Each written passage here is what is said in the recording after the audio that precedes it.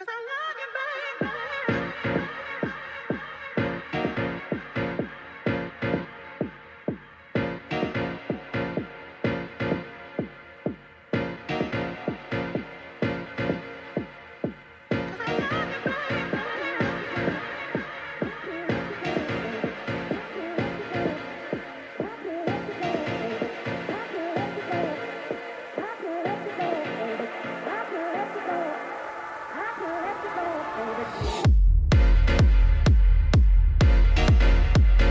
everybody, welcome to the Sunday show. We are live here. It's June 14th, 2026, unless you're watching this later, and then it's not. But, you know, it is right now. Hey, I'm Matt. Joining me, allegedly, Ian. How are you? I'm doing great. Thanks so much for having me. My pleasure. Oh, wait, one sec. Okay, that's why. That's why I was like, wow, that music's kind of loud. And then I was like, that's because I still have it playing in my tab. That's why. Sure. I was like, I hear an echo of the music, but I'm not quite sure where it's. Is it you? Is it me? Is it our wonderful producer Lux, who's behind the scenes, knocking stuff out tonight? This is a live call-in show sponsored by the Line Network. You can call in at 720-619-2288. There's also a link below the video that you can use to call in via call-in studio. We have all lines open. We pay for and support, I think it's 6 lines currently. And so, yeah, you can pick up your phone and call in. And if you do, here's what we're looking for. I'm a former Southern Baptist and occasional, you know, non-denominational, Pentecostal, whatever, Christian. And now I'm free from that because I was hoping to become a minister. I thought God wanted me to be a minister, and I spent some time studying. I am not remotely an expert. Well, let's just say I'm not an expert in anything. But what I've done is I've spent the last 20 years or so engaging in conversations or shouting matches on occasion with people who feel like I've missed out. Like there's if you have a good reason to believe in a God, and you know what, I used to say, you know, bring your A game and bring your arguments and all this stuff. If your only reason for believing in God is that you feel good, I'd at least be curious as to why that is, because on reflection, if I believed in God right now, I'm not convinced that I would feel good. I'm actually working on a couple of videos about, you know, my former belief in God and how I thought it impacted my world versus how it actually impacted my world. But if you have good logical reasons, if you have arguments backed by evidence that, you know, hey, there is in fact a soul, there is an afterlife, there is some kind of creator, there is a sustainer, there is a being, there is some being that determines what's moral, that engages in some sort of judgment at the end of your life. 720-619-2288 is the number to call so that you could call in and defend those beliefs. Now, there's going to be tech issues, there's going to be delays. We're going to try and probably fail on occasion, given the track history. We're going to try not to necessarily mute people or shut them down, but it's one of those things where it's a little unfair for the callers. And I say that not because we're smarter or more powerful, or whatever. It's because we've done this a lot and spent a lot of time, and most people who are out there watching right now, who are just like, man, these guys are just lost and they need Jesus, or praise Allah, let me tell them why they're wrong. Most of those people have never spent time engaging with skeptics, with people who have evidentiary standards that would exclude what they kind of just intuit or feel is likely. And we will try to keep that in mind.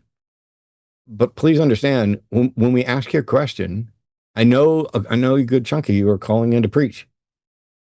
You're like, if you just let me, would you just let me finish? Yeah. Here's the thing. I'll do my best to take notes, and I will let Ian um, keep me from losing my shit on occasion. But the key thing is that if one of us asks a question, it's either because we didn't understand something you said, or something that you said um, pointed us in a direction that immediately raised red flags or disqualified what your belief is. And we need clarification on that. So it's much easier if we just pause, get clarification, and go back to it. Ian, what do you think's likely today after we start getting some calls? What do you think we're going to hear? I think we're gonna hear like a good menagerie. I think we always do, but you know, I think that the theists have pretty substantially decreased in quality. Um, I think that the theists that are wise know that their belief probably just can't be defended very well, so they don't even try. And then you're kind of just left with like, you know, the rest, the remaining ones. But you know, I always think it's exciting when somebody thinks that the argument that they just heard from like their favorite apologist is like a really good one and nobody has like good responses. You know, I think that the overconfidence is a lot of fun. So I don't know. I think we might see something like that. You know, I'll tell you what we're not going to see, I'll tell you it's very unlikely. It's very unlikely that we're going to see someone call in and then like change their mind after we presented them like evidence. It's what you're mentioning, by the way, I'm not immune to. So as a former believer, there was a period of time where my I'm an atheist now because I wanted to be the best Christian I could be. Um, there were people at my church and people in my life and me who all felt that God had called me to ministry and that I had run from that calling and instead joined the Navy and then worked in tech. And I thought that God, when I lost my job, was punishing me for not becoming a minister. And I set out to convince my atheist roommate, who I'm still friends with, even though we're not roommates anymore. Uh, and I was trying to figure out, okay, because I don't want to get to heaven and have God say, hey, here's this guy who you lived with for a decade, who you love like a brother, and he's burning in hell because you didn't do what you were supposed to do. And, you know, First Peter 3:15, be prepared at all times to give a reason for the faith that's within you, to be a good representative of Christ by, using the Holy Spirit um, to help convict people and lead them to salvation. And so I went to a family member who had been a missionary. I was like, hey, I'm trying to figure out how to convince my atheist roommate. And he said, oh, just ask him where he gets his morals from. Without God, you can't have any objective moral standing. And at the time, this was a long time ago, um, there was a power and wisdom dynamic between me and this family member where even if I would have had questions or thought to question what he was saying, I would not have done it. It's not like I said, well, what do you mean? How's that? How's this? How this? There would have been no debate because my confidence in my belief, um, it was just matter of fact. This wasn't something I doubted, and it wasn't something that I really defended. And so this is my first little fledgling attempt at trying to defend that. And so I ran with it. And then on my own, thankfully, before I went and approached my roommate, I decided, well, I want to understand this better so that when my roommate has questions, I'll be able to answer them. So I spent a good deal of time studying up on moral views. And what I realized is that that is one of the dumbest, weakest arguments that I could have been presented with. Where do you get your morals from? Because there's some really easy answers for a number of different models, including merely empathy and a desire to live free. And so that comes with it, but why are those the things you care about? I mean, we can have, Ian and I have already had some great conversations about this. Ian's changed my mind on a couple of things. And we're hoping that other people call in, because if you think that a God is required for morality, you're wrong. I mean, that's there may be a God, but there's no God required to have or to have a strong foundation. Some would even say objective foundation for moral values. And the question that I asked pretty early on, probably 20 years ago, which nobody's been able to really answer, is this: for Christians and anybody else who believes in a God that is the moral foundation, especially if their model also includes an evil being, so like God and Satan. How did you decide that God is the good one and Satan is the evil one? What criteria did you use to establish that God is the good one? How did you determine there even is a good one and that it's not more complicated than that? But if you want to go with the simple God good, Satan evil, what's the determining criteria for that? Because if you're like, well, God wrote his moral code on my heart. Hey, you know what? If I wrote my moral code on your heart, I would win. Or at least I would hope I would win. I might be inconsistent on something at some point. But if Satan wrote his moral code on your heart, you'd be thinking Satan's the good one. So call in. What moral standard are you using to determine that God's the good one? Yeah, those are like really great points. I think that weirdly enough, I think that like the Christian ethics. So I think the question of whether or not morality is objective is like a really interesting one, but I think that it definitely has nothing to do with God. I mean, if morals are objective, it isn't going to be because God made them that way. It's gonna come down to people having reasons that are independent of that. Um, you know, if God tells me to do something, I don't know why God telling me that he's going to or that I should do something means that I actually have a reason to do that thing now. Well, what's the reason? Why ought I do what God tells me? Because he's going to torture me forever? What if I don't care about that? Also, I don't think that somebody going to torture you forever is a good basis for morality. It seems to imply that if you somehow avoid the torture, then everything you did was in line with morality. So from the Christian point of view, if you repent, if you do a bunch of heinous crimes, then you repent at the end. If the only reason why you ought not do heinous crimes and like ought listen to God is because he's going to torture you, but you repented at the end of it, then you really had no reason to not do those things. Yeah, The only thing you have reason to do is, well, if you do those things, you ought repent. I'm working on so we've had a really incredible month. I'm going to get to a call here in just a second. So Cynthia, hang on, you're up first. We've had a really incredible month. For those in the know, Arden is basically taking the month off recovering from surgery. She's doing phenomenal.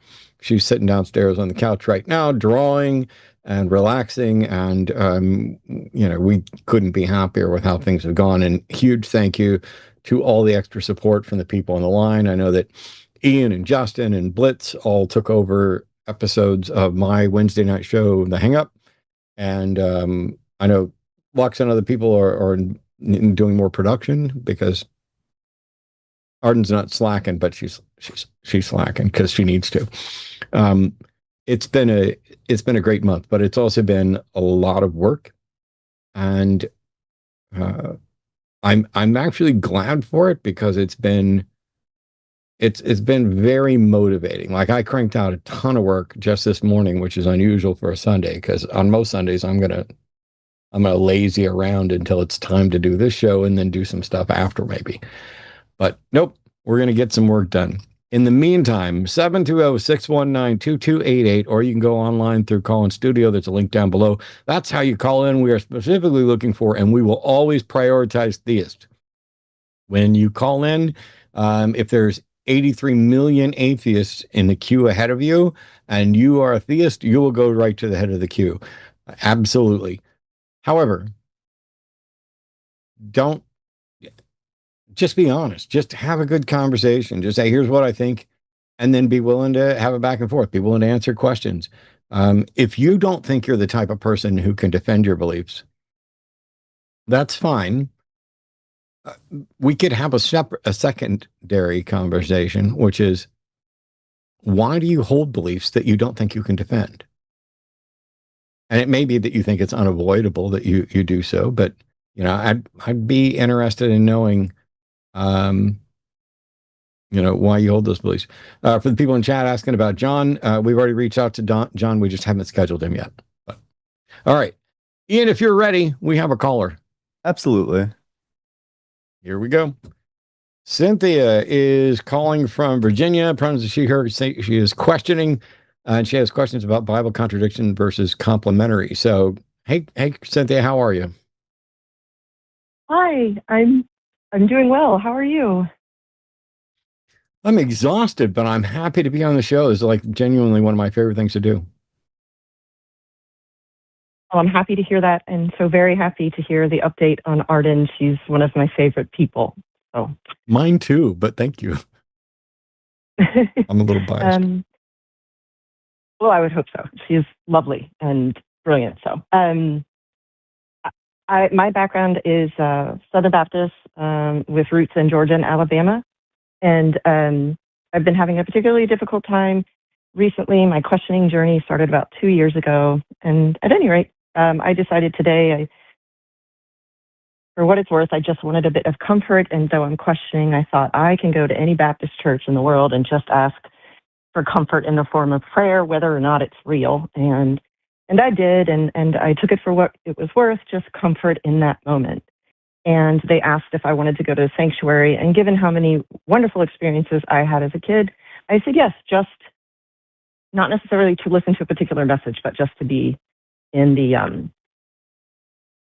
in that space again. And I mostly didn't pay attention, but he caught my attention, the preacher did, when he said that he was talking to some kind of atheist, and I don't remember the first word, but it was not a very nice word.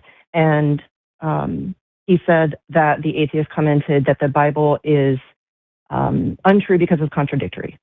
And he said, well, it's actually a compliment, and he used, it's complementary to one another, and he used, and this is where I'm losing and thank you so much for letting me go on and on. I promise I'm almost done. I believe it was Acts and Matthew, and it was something about Judas and something about differing deaths, and how the atheist said, well, because the deaths are different, one, he hung himself in the woods, and the other, he exploded. That right there is a contradiction. And his response was, well, no, because see, if you really look at it, he could have hung himself and then poof, exploded because the body decays. And well, I walked out at that point, and I was just interested in your feedback because I would not know how to carry on a conversation like that. Again, thank you so much for listening. Well, I think there's a couple of things there. So first is like, you need to decide for yourself if that's even like the sort of conversation that you want to have. Like if you want to pursue demonstrating that there is like a biblical contradiction. And then, I mean, if you do, then you probably just want to read up on it and read up on the responses. That's certainly a real contradiction that people claim. But I realized just now that I may have like misunderstood. Are you saying like, what are you supposed to do when your relative is like really angry, or is what part are you more concerned about? Like, no, I was just, I don't really know. I just actually wanted to hear Matt's feedback and what he thought about if he had been sitting, probably not in a sanctuary, but had heard that particular apologetic. I think that's the word. Yep. I had never heard it in the wild before, and it was jarring, extremely jarring for me. And on this questioning journey, I thought, oh God, what would I say if someone were to say that to me? So again, I was just interested in feedback. Yes. Yeah. So here's the thing. In Matthew, it says that Judas went and hanged himself. And in Acts, it says that he fell headlong and his guts spilled out. I've heard that apologetic and probably even used that apologetic. I don't recall exactly. That it's entirely possible that both could be true. That, hey, if you go out and hang yourself and you sit there and you rot, eventually, yes, a la Highlander, when your head comes away from your neck, it's over. And so then your body falls and your gut spot. How do we know any of it happened? Not just which one happened or if both happened. How do we know any of it happened? And does it make a difference which one happened? And I guess for me, now looking at it, it's like, if God is not the author of confusion and different passages from different points in the Bible appear to reasonable people to be giving contradictory information, then clearly God didn't write the Bible or inspire the Bible, because that's sowing confusion. The apologists will say things like, but if you're reading it with the guidance of the Holy Spirit, then you won't, it's not confusing at all.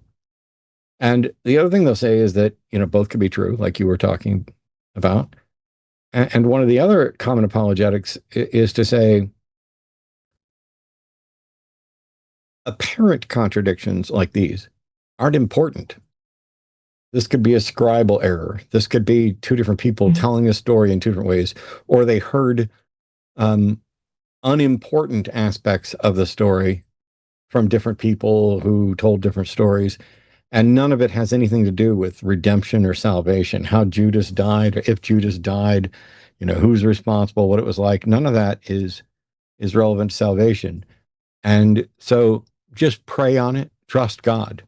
That's where I would have been kind of as a believer, because how Judas died didn't matter to me. But the preacher's objecting because there are atheists who are going to run around. And one thing that we've spent a lot of time doing, and it's not atheists doing it, by the way. You want to know what's wrong with the Bible and Christianity? You can ask a Jew and you can ask a Muslim. Preferably their scholars will know everything that's wrong about it. If you want to know what's wrong with Judaism, you can ask a Christian and a Muslim. You want to know what's wrong with Islam, you can ask a Christian and a Jew.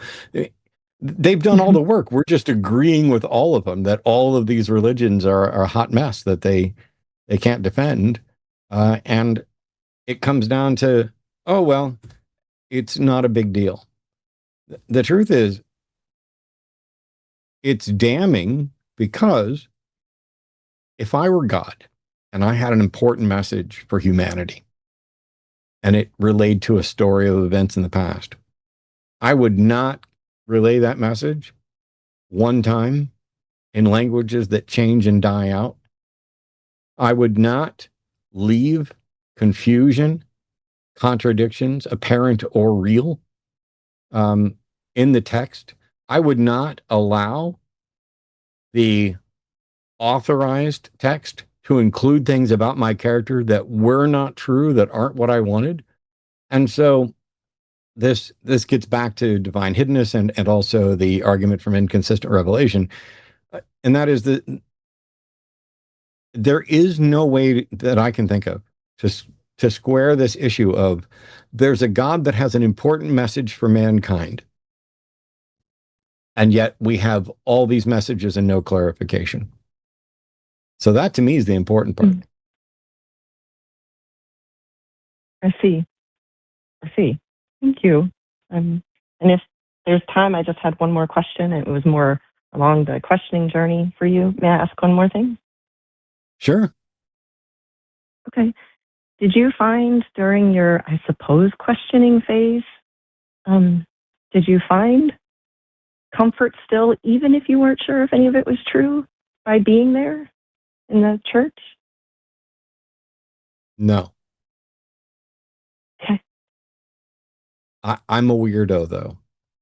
So I know in the 20 years I've been doing this, I've talked to a lot of people who found their way out. By the way, for those of you who are struggling and who have questions, I am not the person that you should necessarily look to as what you should do or how you should feel, for sure. You should reach out to organizations like Recovering from Religion and plenty of other people. But for me, it was largely an academic exercise. I believed it was just true. And it was just a matter of, let me find the right things that can show that this is in fact true. And right now, I guarantee you somebody's listening to me say that, and if they're live, they're wanting to pick up the phone, go ahead, pick it up. Pick up the phone. Because they're saying, that's your problem. None of this is approachable by reason. Your reason is foolishness to God. Yes, I'm aware of that. I taught that. Please call in and defend that notion about how it's good to be unreasonable, about how it's good to accept things on faith, about how it's good to believe things that, and how I think it's absurd to say, I believe something that I don't understand and that I think you can't understand. I mean, that Ian, does that make any sense to you when you hear that? Is there like the other day somebody asked me if it was possible to believe something but not know that you believe it. And I've struggled with that particular question for years, because it may be possible to be in a state where you accept something but are unaware that you accept it. But I would imagine that the awareness of that acceptance is probably critical for that. So I guess there's like a couple of things. So first, I mean, you'll know this. You and I know this very well. I'm sure the audience knows this very well. A lot of people live in cognitive dissonance. You know, they'll do the equivalent of like they'll accept Socrates as a man, and they'll accept all men are mortal, but you know, they don't accept that Socrates is mortal. Like they'll do something like that, where maybe they'll say, you know, God is the creator of all things. Everything God creates is good. Therefore, like cancer is good. And then suddenly, you know, they want to accept like the first two, but they don't want to accept the third one, where in that sense, it kind of feels like they're believing something, but they just don't know that they believe it. I know that there are like other examples, like, you know, maybe I've never reflected about the fact that I have like a great grandparent before. It's never crossed my mind, but you know, I think it would make sense to say that I know that I have one, even if it's like a conscious like thing that I'm like aware of. I don't know. Maybe I think it gets messy and complicated. Well, thank you so much, and I hope you have a wonderful rest of your show and you get some really dynamic callers coming into the queue. So take very good care. Awesome. Thank you, Cynthia. Best of luck, and don't forget about Bye-bye. recovering from religion. They're going to be really helpful on a number of things that I probably won't be. Wonderful. Thank you for the suggestion. Take care. Sure. We had another caller.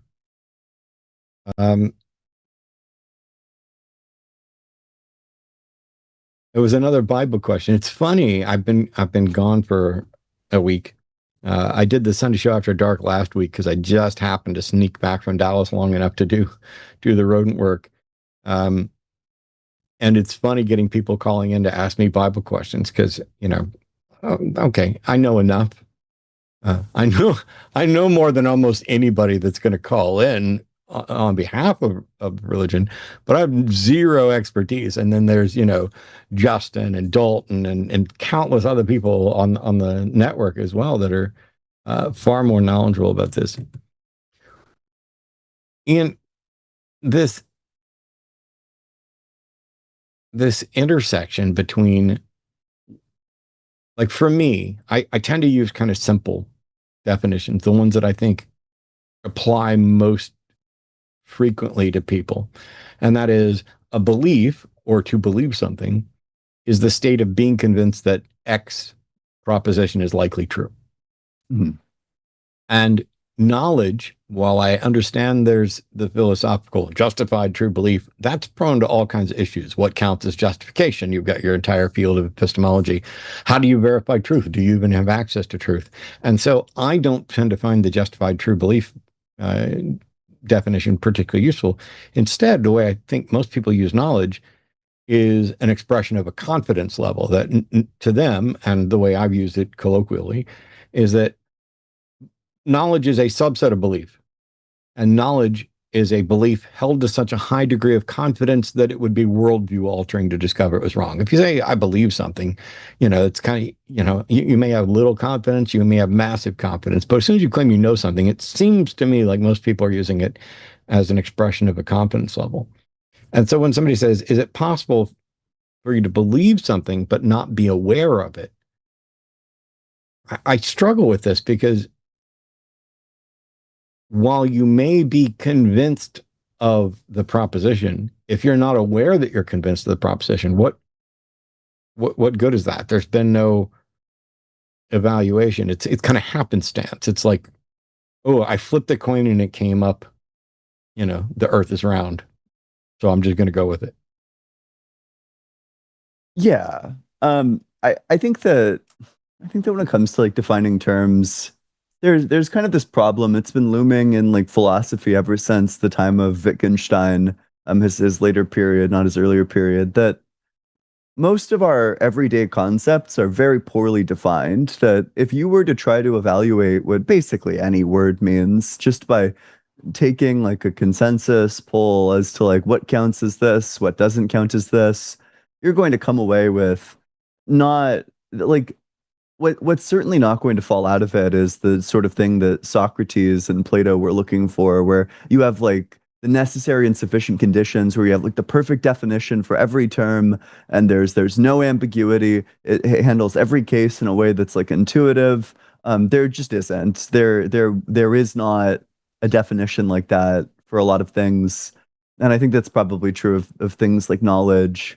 That I think that there are like characterizations that get it like basically correct, but it just leaves it like pretty ambiguous. Like, I know you're saying that you think that knowledge isn't connected to like truth, but rather like confidence, which I think is an interesting view. Although I'm not sure. I think that knowledge, I think that truth is like very important for. I think when somebody says that they know something, I think that they have to say that they also think that it's true. That was Um, included in the belief. oh, sorry, sure. So then in that sense, yeah, maybe that is just in the belief. But Belief is the state of thinking that a proposition is likely true. yeah. And knowledge, I think, is most often an expression of confidence. The philosophical definition of justified true belief is that here's a belief and you have a justification for it, and it is in fact true. And so this, to Yeah. me, the reason I draw that line is because do I have define truth and how we can assess that X is in fact true? I can I can be reasonably warranted that X is consistent with the facts of reality, as I understand it. I don't know what access we have to, like, for lack of a better phrase, capital T truth. Yeah. Yeah, it's quite a puzzle. I also think that the philosophical definition, you're absolutely right. A lot of people do use truth in a way that's pretty similar to that, where they use it to mean something like I'm very sure of this.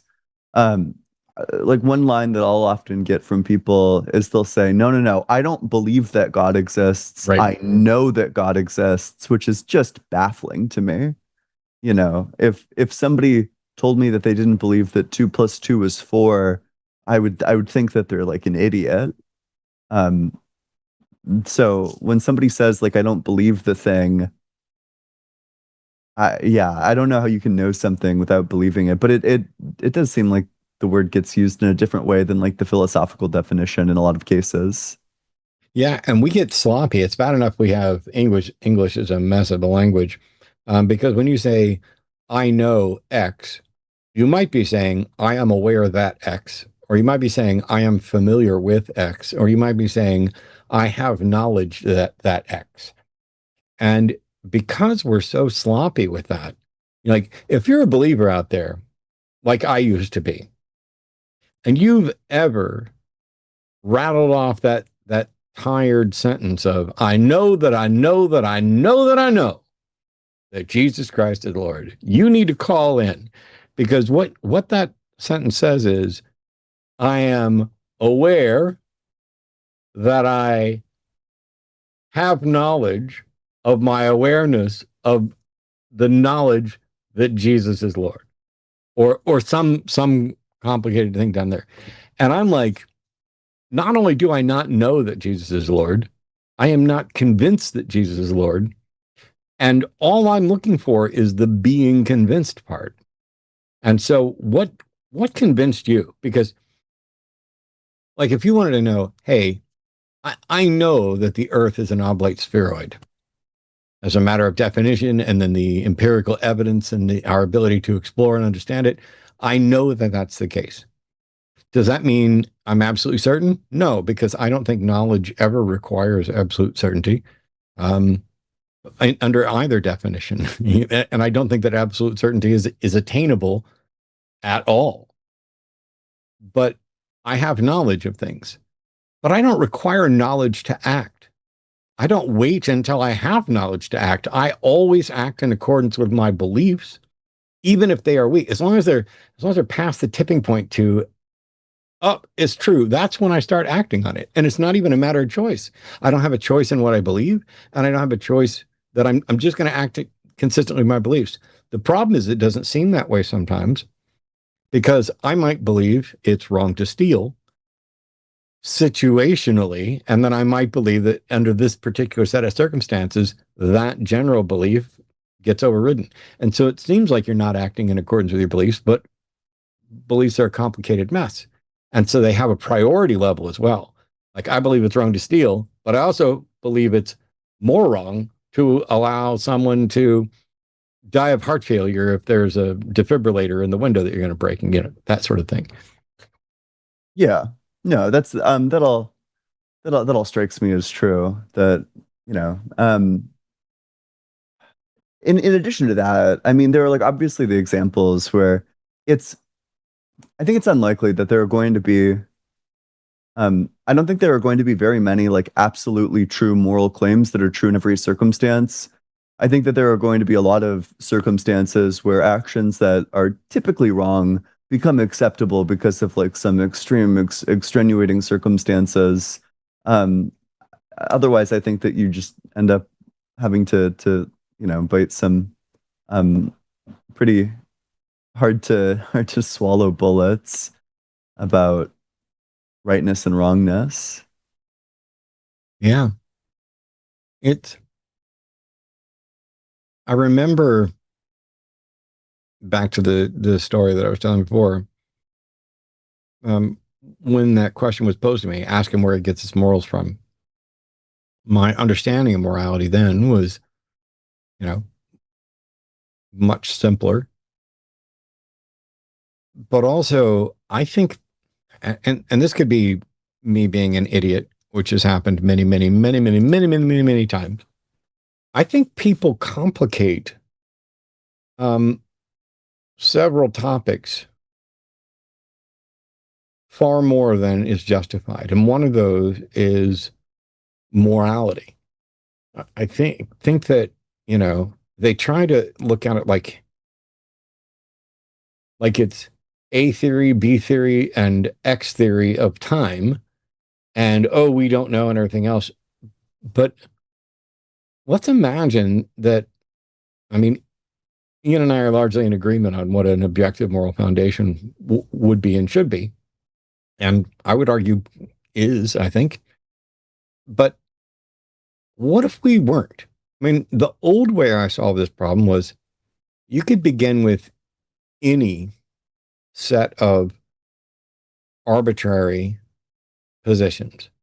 Hey, let's start with death is preferable to life. Okay. What sort of universe do you end up with if you operate based on that principle? Well, you probably end up with one where there's nobody alive. And now we don't have, maybe that's good because we don't have to have the conversations anymore, and we're not here destroying the planet for somebody else or whatever. Um, but I think you find pretty quickly that that should not be a universal axiom if anybody has the goal of, I don't know, doing anything. And I think you can begin from simple beginnings like that and just refine it. And one of the big problems is that I think that is almost precisely how humanity has come up with a bunch of different moral precepts and moral different models, and just said, okay, I don't have the language to describe this. And it could be as simple as, I'd rather not die. I'd rather not have people take my stuff. Um, So I think that it would be wrong for you to kill me and take my stuff. And so I'm willing to extend you those same courtesies. And together we can work together against the people who think that it's okay to kill us and take our stuff. And I think that whether moral foundations are ultimately objective or not, whether you're advocating for situational ethics, um, I think you can begin with something like that and still have an incredibly robust and healthy society. It just, there may be better models. Yeah, I definitely think that one thing, well, I'm inclined towards moral realism. I think that it's like at least defensible, at least like worth taking a look at, if not like a true position. Um, but I think that I think that there are like some interesting phenomena. Like I'd like to think that we as a society have gotten better morals over time. Um, and I think that I don't know, like I mean, not all of us, of course, right? Like the Christians still, they take their morality from when it was acceptable to, I don't know, like slaughter entire people groups and then take their wives as like concubines. But, for the rest of us, I think morality advances and then society largely follows in these like advances of morality. It goes from being one way to being another way. With the Enlightenment came these like liberal values of freedom and individuality and self-determination, things that we cherish a lot. And I mean, that's why I think the moral argument is so terrible, is because like the ethics that we think are the true ones, well, it's certainly not the Christian ones. It's the ones that derive from the Enlightenment. Yeah. We've got some. So there's some calls that are trying to queue up. We've had a number that came in through web clients, um, and some. So I guess it's time to do some quick explaining on call stuff as we're getting some queued up. It's best if you call in from a phone number, but there is a web-based call-in portion, and as long as you're able to make use of a microphone and speakers and tell us exactly what you'd like to talk about, we will take web-based calls. We just always prefer phone lines for a number of technical reasons and for the troll reasons, the obvious ones. But if you're going to call in, we'd love it if you're a theist. We'd love it if you're going to offer a defense for that. I don't know that Ian and I need somebody to call in to have a three-way joust about moral models, at least not during the Sunday show. Maybe we should start the Philbro show, where we sit around and Philbros can call in and wax philosophic about moral models and other things like that. But what we're really looking for, we're happy to answer questions. And who knows? You may ask questions where Ian and I don't have the same answer. And there's been several times where, there've been arguments and disagreements between hosts on things. And sometimes it's awesome. I mean, there's few things that I find more exciting than learning something new or finding out that you were wrong, because as soon as you find out that you were wrong, you have the advantage of no longer having to be wrong and being unaware of it. At least now you could remain wrong and be aware that you're wrong. I'm not convinced that I could actually do that, because once I find out that I don't have good reason to believe that something is true, like I just cannot believe it. I could maybe still pretend. But I don't actually believe it. And it's like, I could go to church. I could have gone to church this morning. I could have walked into any of 100 churches in Austin this morning and stood up when they stand up, sat down when they sat down, sang alongside of them, probably done a lot of the hymns, mostly from memory, although it has been a lot of years. And I could have played along, and I know enough I could absolutely fool a random church who doesn't know who I am, that I'm just another, lifelong Christian who loves the Bible, loves Jesus. I don't do stuff like that because I'm not a liar, or at least I try not to lie, but um, I could do that. I'm wondering, here's the challenge. Can someone who doesn't understand skepticism do the same thing around a group of skeptics? Can you describe, like, if you don't want to call in and defend your God, can you call in and describe what sound epistemology should look like for claims about the supernatural? Can you say, here's what we would expect to see? Because, like, for example, there was somebody I had an email discussion with. Literally, I clicked send on the email right when Lux kicked the show off. And there were a number of claims in this email or thoughts in this email, excuse me, that I had big problems with.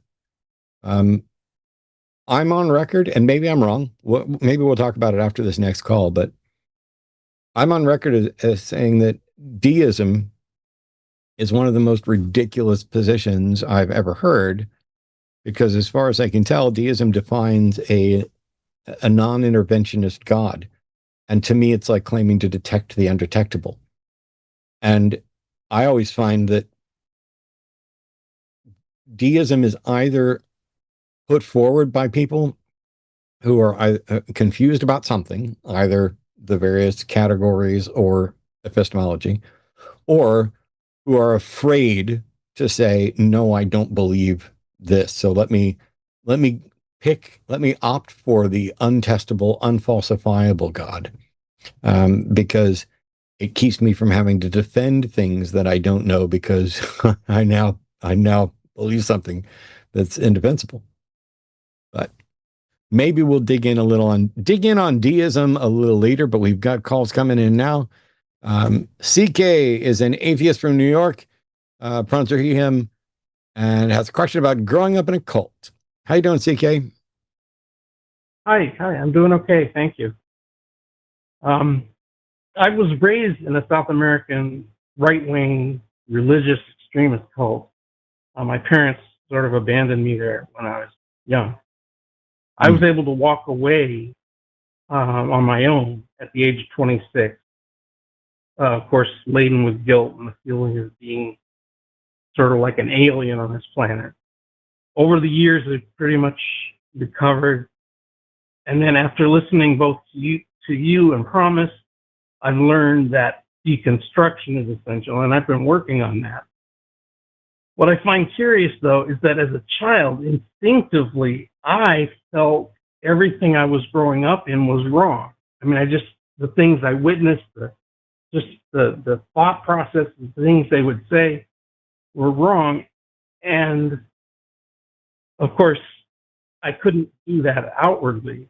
I couldn't outwardly rebel because I had witnessed the repercussions of doing that. So I kept all of that to myself and pretended to follow and react as I was supposed to. And what I was curious about, is this normal childlike behavior to have those kind of feelings without any structure around you? Or is it a feeling that other people tend to ignore and or bury? I have no idea. Ian, you have thoughts on this? I'm not too sure. I don't know. It's like radically unlike anything that I grew up with, so it's hard for me to say. Yeah, I don't know. I'm the wrong person to ask with, is this normal? Because I'm not. And I also, and don't take this the wrong way, CK. I'm not to be glib or dismissive. I've never given the slightest fuck what normal is, because for me, how something impacts me is how it impacts me, whether it's normal or not. is largely irrelevant. There are certainly circumstances where finding out that everybody goes through this can be comforting, or there's a lot of people who have dealt with this and you're not alone. I get it. I understand those things are all valuable, and they are in fact valuable to me as well. But if I were to find out that something I'm experiencing is very non-standard, it wouldn't change the fact that I'm experiencing it. And so for me, I guess it's more, I'm more pragmatic in, hey, here's what's going on. Whether it's normal or not, I need to find a way to address this, and I need to find a way to understand it. And so I'm more, even though I will fail and I will fuck it up, I'm more solution driven. My ex-wife and I used to have coded language between the two of us, which will, I've mentioned it before, it'll absolutely sound sexist. It's a little bit of a joke. And that was when a problem came up, particularly if she raised a problem, she would tell me if I needed to be listening with my man ears or my woman ears. And we don't think this applies universally to men or women. It's a joking stereotype, but it is. Your man ears are the ones where you're listening with the intent of fixing the fucking problem. And your woman ears are the ones that are more empathetic, where you're not listening to fix a problem. You're listening to say, I told you that bitch was crazy, and be supportive. And it's very useful. We should probably come up with, well, we don't have to, I'm not with her anymore, so we don't have to come up with different language for it. But if you're going to use language like that, it's, are you listening and engaging with the person who's expressing a problem with the intent of fixing it, or with the intent of empathizing, or some mix of it? But I found it very useful because it would be very much a, another way, I guess, to talk about it is, I'm in debate mode 93.8% of the time. And what she was really looking for on occasion was for me to not be in debate mode, not be in the analytic, let me figure out what's going on. And learning to change how I assess that when I'm interacting with her or other people in general helped me change the way I interact with me on those issues. And so I would cut yourself some slack, CK, and say, you know what? I may not ever find out how typical this is, but knowing how typical it is isn't really going to help me deal with it a whole lot. It may in fact be counterproductive, because if you find out you've got a problem and it's something everybody deals with, you may not devote many resources to trying to repair it when you could, if that makes sense. It definitely does. I guess part of me, though, is really curious as to how I could have had these instincts that things they were doing, like, for example, they would have these processions and they'd do these Hitler-type movements with their arms and stuff. And I would cringe. And I didn't even know about Hitler or anything like that. It was just inside of me. I would cringe. And I'm just, part of me, because I have worked with other people who've come out of cults, and this particular group that I was in has a very low rate of people leaving it, unfortunately. And yet the people that were around me, which were also young kids, seemed to dive right into following it. I didn't, even if we would talk out of class, so to speak, there was never any indication that they didn't follow it. And if I were to slightly bring up the fact that I didn't think this seemed right, or they would look at me like I had four eyes. So I guess, am I understanding correctly that your concern is about how people why do they just seem to go along with something that you intuited was a problem? Yeah, I mean, almost from birth, I mean, I didn't have, at that point in time, I didn't really have any external education of any sort. I didn't have anyone saying, you have you have to be this. I have a little bit of exposure to Catholicism, but with that exposure that I had, would have made me more inclined to follow them and not less. Yeah. So there's some pseudoscientific stuff that humans are really prone to falling for, and it is not without good reason. And so you may hear things like, oh, you're an empath, or, you're a sensitive. And it's because we do recognize that some people are better at reading signals from other people, and reading intuitions, and things from other people than some others are. And this is a skill. It's, whether you want to call it emotional intelligence or, being an intuitive, it doesn't have to be anything magical or supernatural. It's just some people are better at figuring out what's actually going on than others are. And you might well be one of those people who is exceptionally good at sorting out stuff like that. Yeah, I was about to say, I think we all come in like different dispositions, partly genetic, it's partly environmental, that are going to incline us towards being more reflective or more curious or more like distrusting. All of these things are going to have like some sort of like environmental and genetic basis to it. I mean, if you differed from the other people there, and it could have been one of those factors. I've watched a lot of reality shows. Sorry, go ahead. No, I'd never. That's an amazing way to look at it. I didn't think of it that way. I used to give a lecture. Since I'm very lucky. Go ahead. I used to give a lecture. Amongst other things, I'm a magician, and I'll fake mind reading during the act as well. But I will talk to people about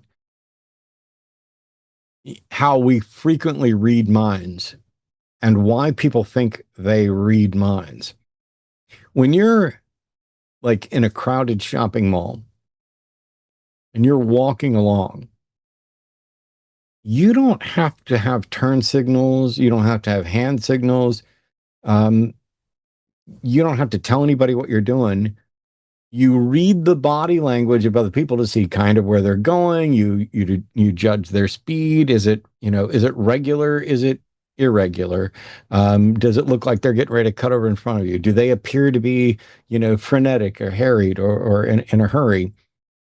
And so you pick up on all of these cues, and it's ingrained from experience, where you learn what people are likely to do. And you get so good at it that if I'm assuming since you're 65, I'm assuming you've driven a car a lot. Yes. Okay. Not everybody has. How many times have you been out on the highway and you're driving behind someone? You cannot see them at all. Their windows are tinted. And yet you just know this asshole is getting ready to get over without using a signal. I mean, everybody's had that experience. Oh, absolutely. Absolutely. Yeah. I mean, if you're paying attention, you start to notice things. Oh, they're speeding up. They're slowing down. They're moving. You may not even be aware of what you caught on to. I do it so much that it probably annoys the crap out of Arden and anybody else who's riding with me, because I'll be like, watch this motherfucker. See that guy right there? I guarantee you he's getting ready to jump over without a signal or anything. And sometimes it's as little as, are they leaning, slightly one side of the lane or the other? Do they seem like, oh, they're in a hurry or whatever? We do that. And if you don't know what you're picking up on, it is very easy to infer that you are reading something supernatural. You know, you're a mind reader. And actually, Ray Hyman, who I think used to work for Center for Inquiry, did a bunch of investigations into psychic cold readers, and he got so good at it, at mimicking what they were doing, that he almost convinced himself, or did convince himself for a short period of time, I think, that he probably had some supernatural power. We are great. We are better at recognizing patterns than we are at understanding how we recognize patterns, or what we're even recognizing. Yeah. I think that's what mentalism is all about too, sort of. No, but I'll let that slide. No? Okay. Mentalism is magic. It's just trickery. Trust me, Oh, okay. as someone who engages in this, I know exactly what I'm doing when I'm doing a mentalist trick. No, Darren I thought Brown it knows had- exactly it what he's had doing and more planned to it do- out.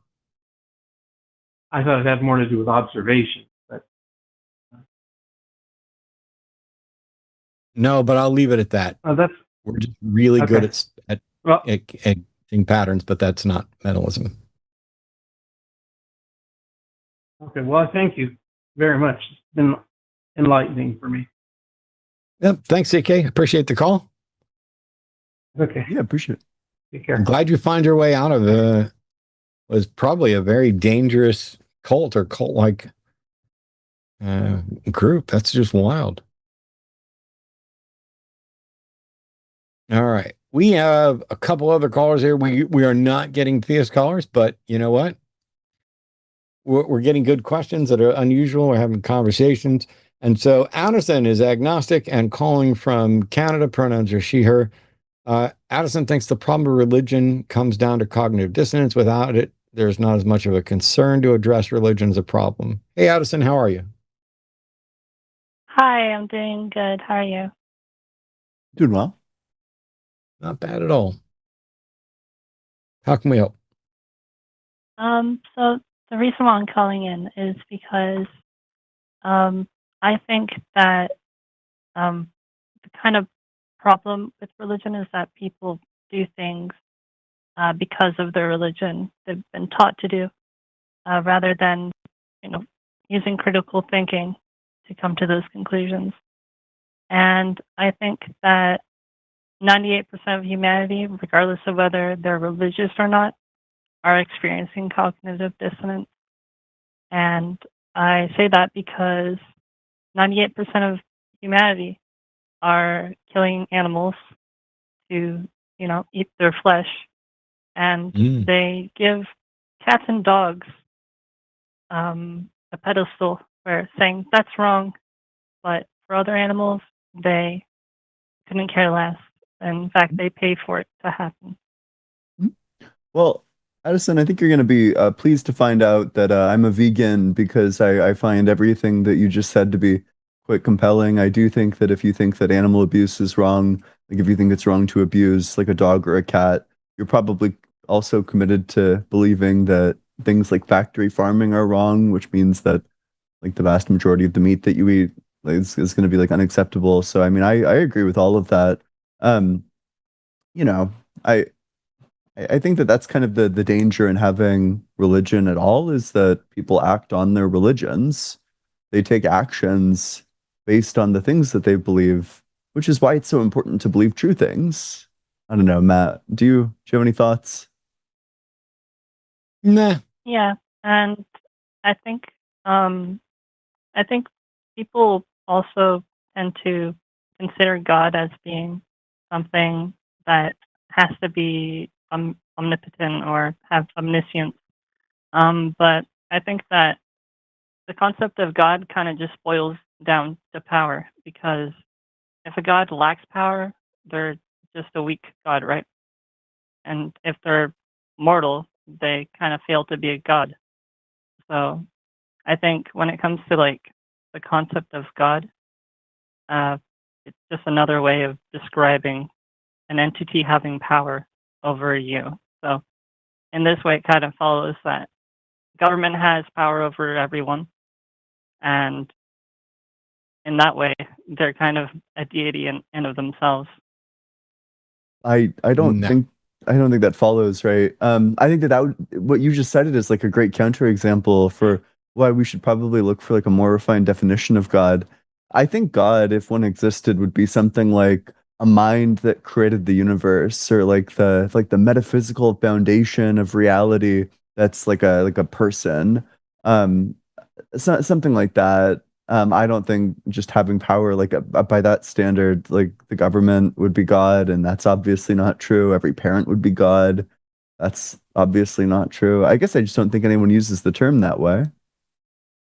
Well, yeah, perhaps more along the lines of not necessarily having power over you, but unable to redact or otherwise remove power from them. So if they can't be But held we do. accountable for their actions, But we do. to an extent, right? Because there's people in government that are never held accountable for their actions, and Okay. at But least for the that's United not, States. but that's okay. First of all, I'm not limiting the discussion to just the United States, but that's true for everyone, whether they're in government or not. There are some things that aren't held accountable for, but governments absolutely are held accountable. We have revolutions, and for the ones that don't require revolutions, we have other ways of making changes. I think it's the thing, just because there was a revolution in the past doesn't necessarily mean that there can be one in the future. Well, congratulations, but does that mean there can't be, or that we can't, that we don't? Do you have sufficient power to stage a revolution I'm sorry, but when a government I'm has sorry, but sufficient power you've to made a prevent it? fallacious argument. You basically, I'm just saying that, hey, we can engage in revolutions, and you're like, well, just because we've done it in the past doesn't mean we can do it in the future. Why can't we? I mean, isn't the evidence has to be provided by the person who says we can do such a thing? No, the fact that we have repeatedly done it, and that there have been assassination attempts right now on people in government now, is a demonstration that a revolution is possible in a number of different ways. You're the one that's asserting that because it's happened in the past. I agree with you that because it's happened in the past doesn't necessarily mean it is going to or can happen in the future, but there's no reason to think that it can't happen. Yeah. I mean, revolutions pop up genuinely all over the place. To say that it's an impossibility seems like absurd. Uh, and I of course, mean, I'm not yeah, for advocating like other revolution or countries, anything like that, sure. but like certainly it's like a possibility. For other countries, wow. You're not even in the United Yeah, I States, and mean, you're going to tell me what's possible for my country? Wow, what data are you referencing? I would probably say David Grish testifying before Congress that there's a kind of entity that Congress doesn't have access to is probably some pretty good evidence, at least if you believe in his testimony. But Which one? What's the entity? I don't. He named them as and some people. Was it something 14? I don't remember the acronym. But who are David we Grish. talking about? David Grish, the guy who testified about the UFO Congress, saying that there was an entity that even Congress doesn't have access to. People with even the So highest you're clearance citing levels you're don't have citing access to. conspiracy theorist stuff about UFOs to talk about what's possible Well, with everything's a regard to conspiracy revolution. theory, isn't it? Everything could be described as one. I'm sorry. I'm just saying what was testified before Congress. I'm sorry. I'm not saying that it's true or not. I'm sorry. I'm saying that. Okay, you're a if nut. it is, then You're a nut who won't let me finish objecting to your objection. I don't mean to interject, but sure.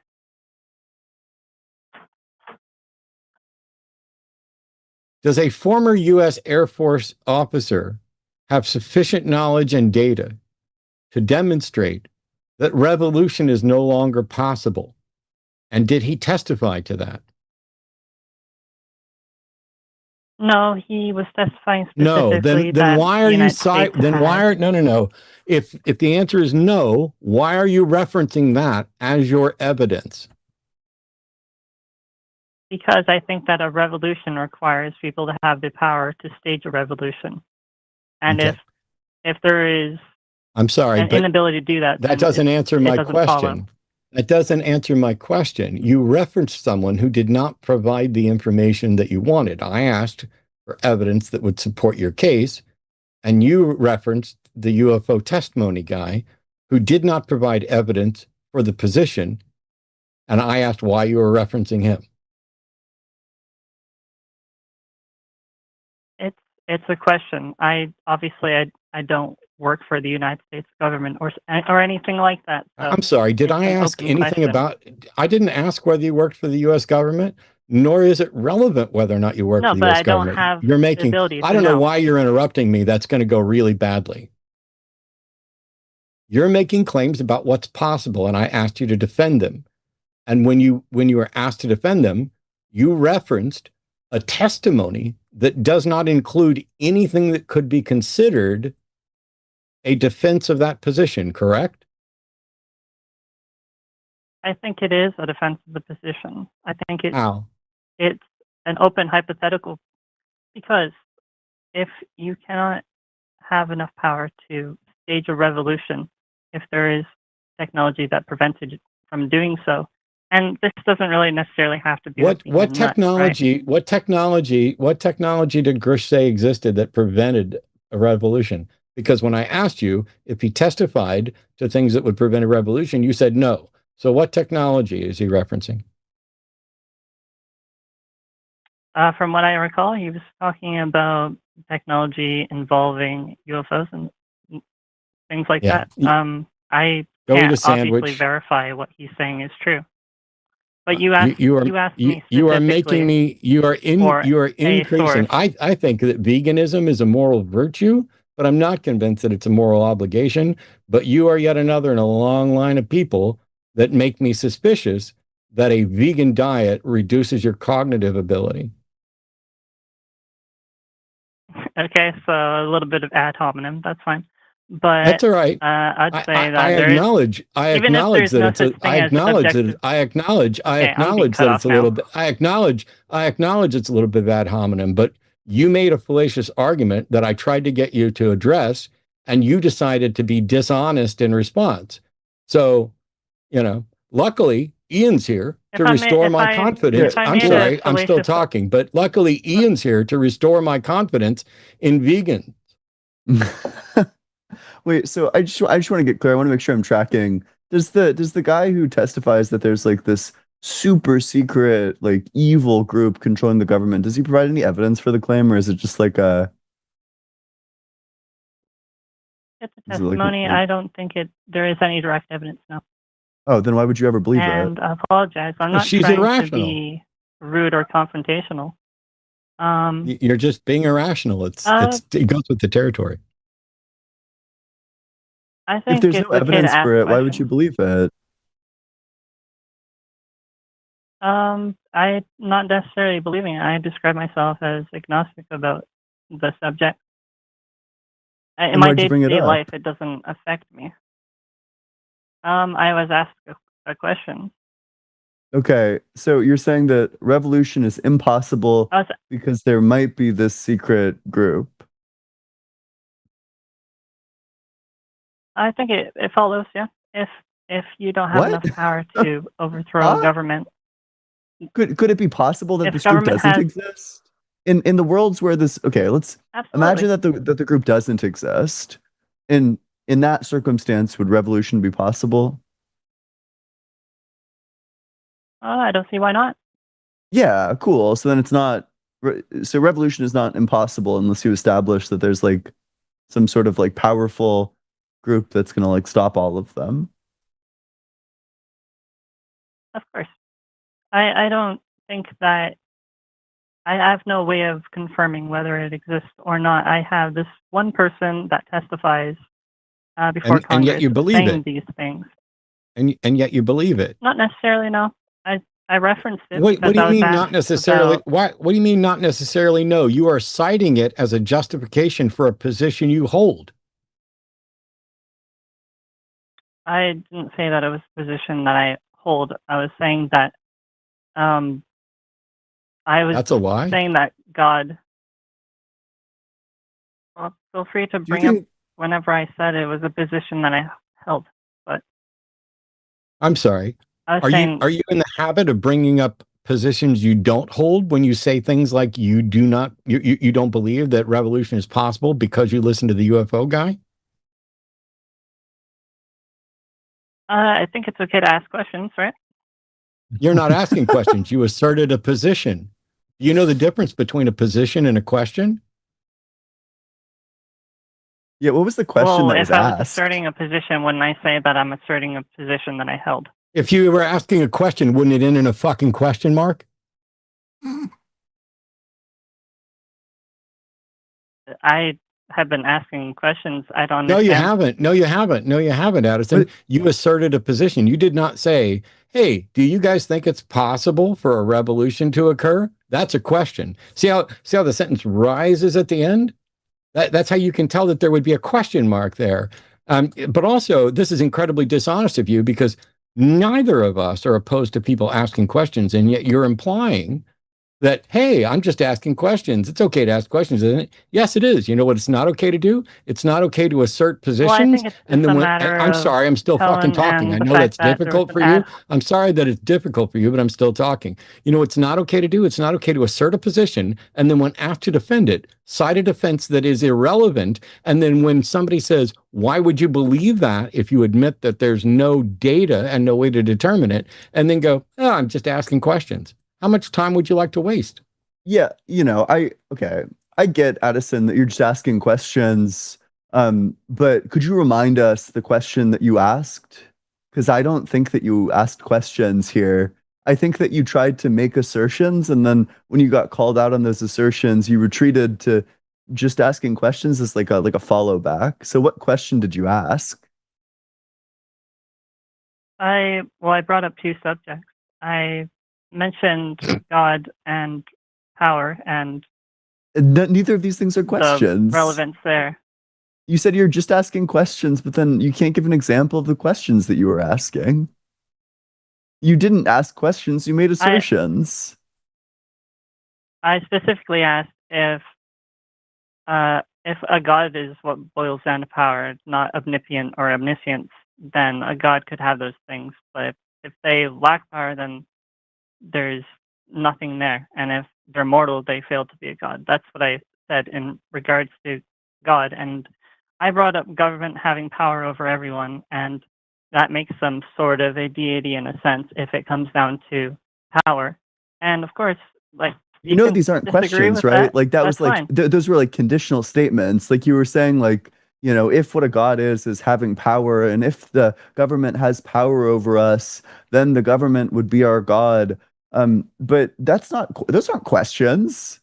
Okay, I'm probably gonna move off of this point I was soon because asking I for feel like your it's been input, made but it's sufficiently. okay. I don't mean to waste any These time. aren't I questions, right? apologize. Like if don't say that you're just asking questions when you're just categorically not doing that.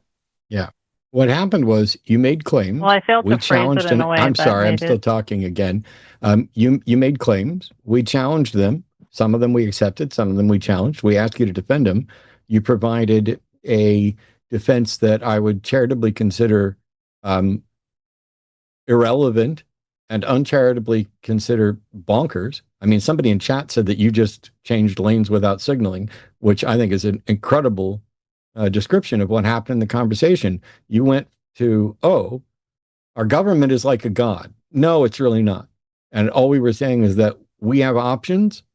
And I would agree with what I think is the most charitable understanding of what you're saying, which is that the United States is a fucked up mess right now. And whether or not we'll ever have free elections again, and free and fair elections is an open question. We're getting ready to find out a lot, but we have seen some success just in this last week or two in a number of different elections.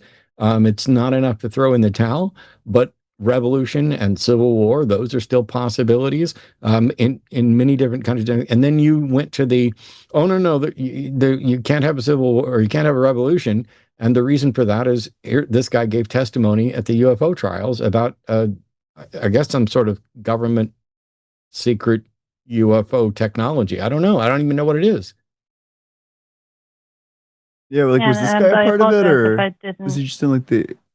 Yeah, sorry. I'm sorry. It's He said he was like overlooking these programs, and he was denied access to uh certain parts of it, and that's why I he was brought it up. overlooking the programs. I but don't he know was what denied. overlooking programs means. I was the UAP program. I was asking in earnest because yes, like I You don't want weren't this to asking. be true. I I hate to keep harping on this, but you weren't asking. At no point were you asking. And what does it mean to say he was overlooking programs? Because overlooking programs to me means you overlooked something. You did not look at it. But then you say he was denied access. Did you mean he was overseeing those programs and was denied access? yeah, I would say that's probably a description that he said. From what I remember, this was several months ago. Wait, and what name is he? Sorry, what's his name? David Oh, Grush. it's David Grush. Okay. Okay. Grusch. So his job role was that he was a United States Air Force officer, an intelligence official, and then so he's in the intelligence community, and he's been assigned the job role of overseeing these things, but then he doesn't have access to oversee them. Is that what you're claiming? When he tried to gain access to oversee a Was that his part job? of the program, Was he hired that as he like was the denied overseer for access. these programs? Or did he just like show up I one believe day? so. Well, so he was I hired as the It's overseer for weird. these I'll tell you this programs. because the U.S. government, the Department of Defense and NASA say that there are no such programs as the ones that he's claiming that he was supposedly in charge of but couldn't get access to. Yeah, I mean it's kind of weird I when you don't get know if they hired have to or not. you get hired as a job. Or wait, wasn't he literally in the military? Yes, Doesn't he was does an Air Force officer. Matt, you know more about being in the military than I do, but Yep. isn't the deal like you just get like assigned places and you have like some agency and like where you get assigned, but isn't it like you get assigned to the place, you go to the place, and then you work at the place? Yeah, This story makes no sense at all. that's That correct. this guy And gets like stationed at a place and then they're like, no, you can't come in. Like what? it's what I find strangest and what I find actually interesting is that there's no evidence to support what Grush is claiming. And Addison acknowledges that there's no evidence to support what Grush is claiming. And yet Addison is still comfortable citing what Grush claims as if there was good reason to believe it. So what I'm wondering is the same thing that Ian asked a little bit ago. Well, Ian, you asked, why do you believe something if you acknowledge there's no data for it? But then Addison said doesn't believe it. And I'm like, why would you cite something that you don't believe as a defense for a position we thought you were defending? And now it's just asking questions. So I'm really confused. Yeah, I didn't mean to suggest it was something that I actively believed. It's something that I thought would be interesting to bring up as a topic of conversation insofar as God and power has to do with it, because I think that Well, I would agree with you that God, they talk about power. Well, I don't know that they're talking about power. God can be a lot of different things to a lot of different people. Quite often, it's a placeholder or a gap filler in gaps in our knowledge. And so, I think you made one demonstration, and that is if you take if you take all of the available evidence to support what Grush is saying, it seems to be exactly the same amount of evidence as there is for a God. And so it is just as ridiculous to believe in a God claim as it is to believe David Grush's claims. Yeah, I completely agree. Okay. What do we disagree on anything or? No, We disagree on whether or not veganism is a morality. moral moral duty. I think it's a moral virtue. I'm not convinced it's a moral duty, but other than that, okay. Thanks, Addison. Yeah, I'd say. Okay, thank you. Yeah, I'm glad we didn't go down the veganism route. I think it's probably morally obligatory. So you would have been on your own for that one. No, it's fine. And it's one of these days. So you're exactly the type of person who not on this show, because this show has nothing to do with that. Yeah, maybe. Of course. I'd be happy to dig in on, where something crosses over from being morally virtuous to a moral obligation. Well, we'll just hold off on it for another time. Yeah, because we have calls. So Mika is calling from Germany, pronouns are he, him, has a question about the law of identity. So yay. Something we might both have comments on, but I'm going to let Ian take it. Yeah, what's up? Yeah, hello. And sorry, was there any mention? Is this a theist? Is this an atheist? It does not I'm say. an atheist. We talked before about Kant. Oh, yes. Okay. You can't say that word. I'm Yeah, you're not even Australian. No, yeah. No. Sure. So what's your question? Yeah, in one of the last streams or something, you were talking about the law of identity, and I think doesn't it break at the macroscopic scale? Like when you look at atoms or the uncertainty principle, doesn't the law of identity break there? Because you were very adamant that it doesn't break ever. Yeah, it for sure doesn't break there either. There is no contradiction between having a thing be in multiple superpositions. So when it's in multiple superpositions, these superpositions are not mutually exclusive. The object still has consistent identity. It just has this consistent identity across various superpositions. But it's not identifiable as one thing when you can't even identify its position or direction at a certain scale. Like when we talk about the uncertainty principle, at that scale, you can't even identify it as an object. You're literally identifying it in order to raise this issue. Yeah. What I've said many times is that something is either indeterminate or it's not, but it's still the thing. There's no contradiction with the law of identity. But it's not identifiable. I mean, I hold to the view in quantum mechanics called the many worlds interpretation. So I actually hold that all these superpositions, there is like a real branch of the wave function. In the same way that we exist or that our world exists, there's like an orthogonal world like that accounts for all of these superpositions. Like there's like a branching of the wave function along that regard. So I don't think that there's one of two things is going to be true. Either you're going to want to say that these things, that a thing in different superpositions are identical objects, like the object shares an identity, or you won't. If you want to say that it shares an identity, then you're just going to hold that identity holds even if the thing is in different superpositions. And if you think the thing being in different superpositions means that it's no longer self-identical, then you would just say, well, the object ceased to exist, and now there's these new objects in its place. So one of those two things is going to be true. Either way, there's no problem for the law of identity. Yeah, but then you have to believe in full determinism for it to be true. I do. And that really, but that can't be confirmed though, right? Because of the uncertainty principle. There's no confirmation that there's full determinism. Well, there is, right? You need to. So here's the thing about quantum mechanics is that the lean interpretation of it, the interpretation that you get just from the wave function in the Schrodinger's equation, is the many worlds interpretation. That all of these worlds are just present because when something interacts with a quantum system, it becomes entangled with it. Basically, what that means is that the measurement outcomes of this particle are going to be dependent on the measurement outcomes of some other particle, the particle that it's entangled with.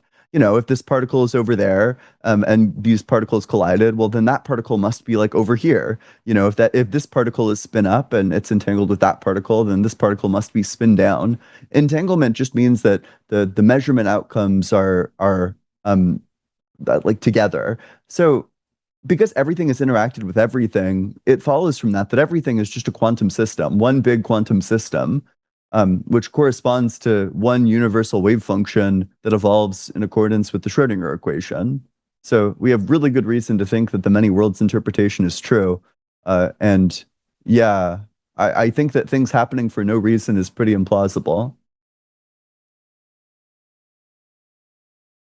Yeah, that's not what I'm claiming though. But like the full determinism can't really What's the alternative be to confirmed determinism?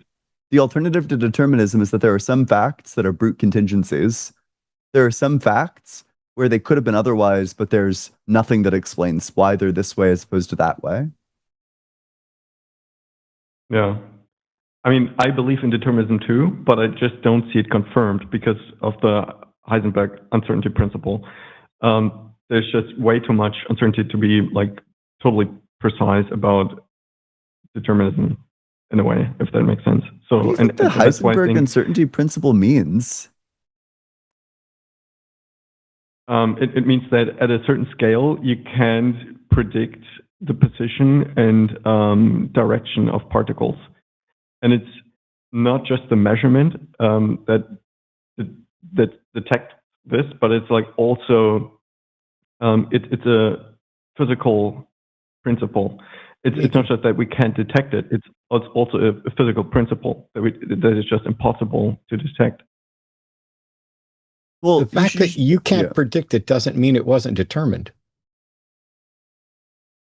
Yeah, that's also like that's what I was thinking. But it's a physical principle. Like it's not just that we can't detect it; it's also that it's a superposition at that scale. Like it's not just that we can't predict it; it's also that it's just that way. That it's impossible to predict. No. Even if we had better measurements and stuff. Even if it were impossible for anybody ever to predict it, that doesn't mean it wasn't determined.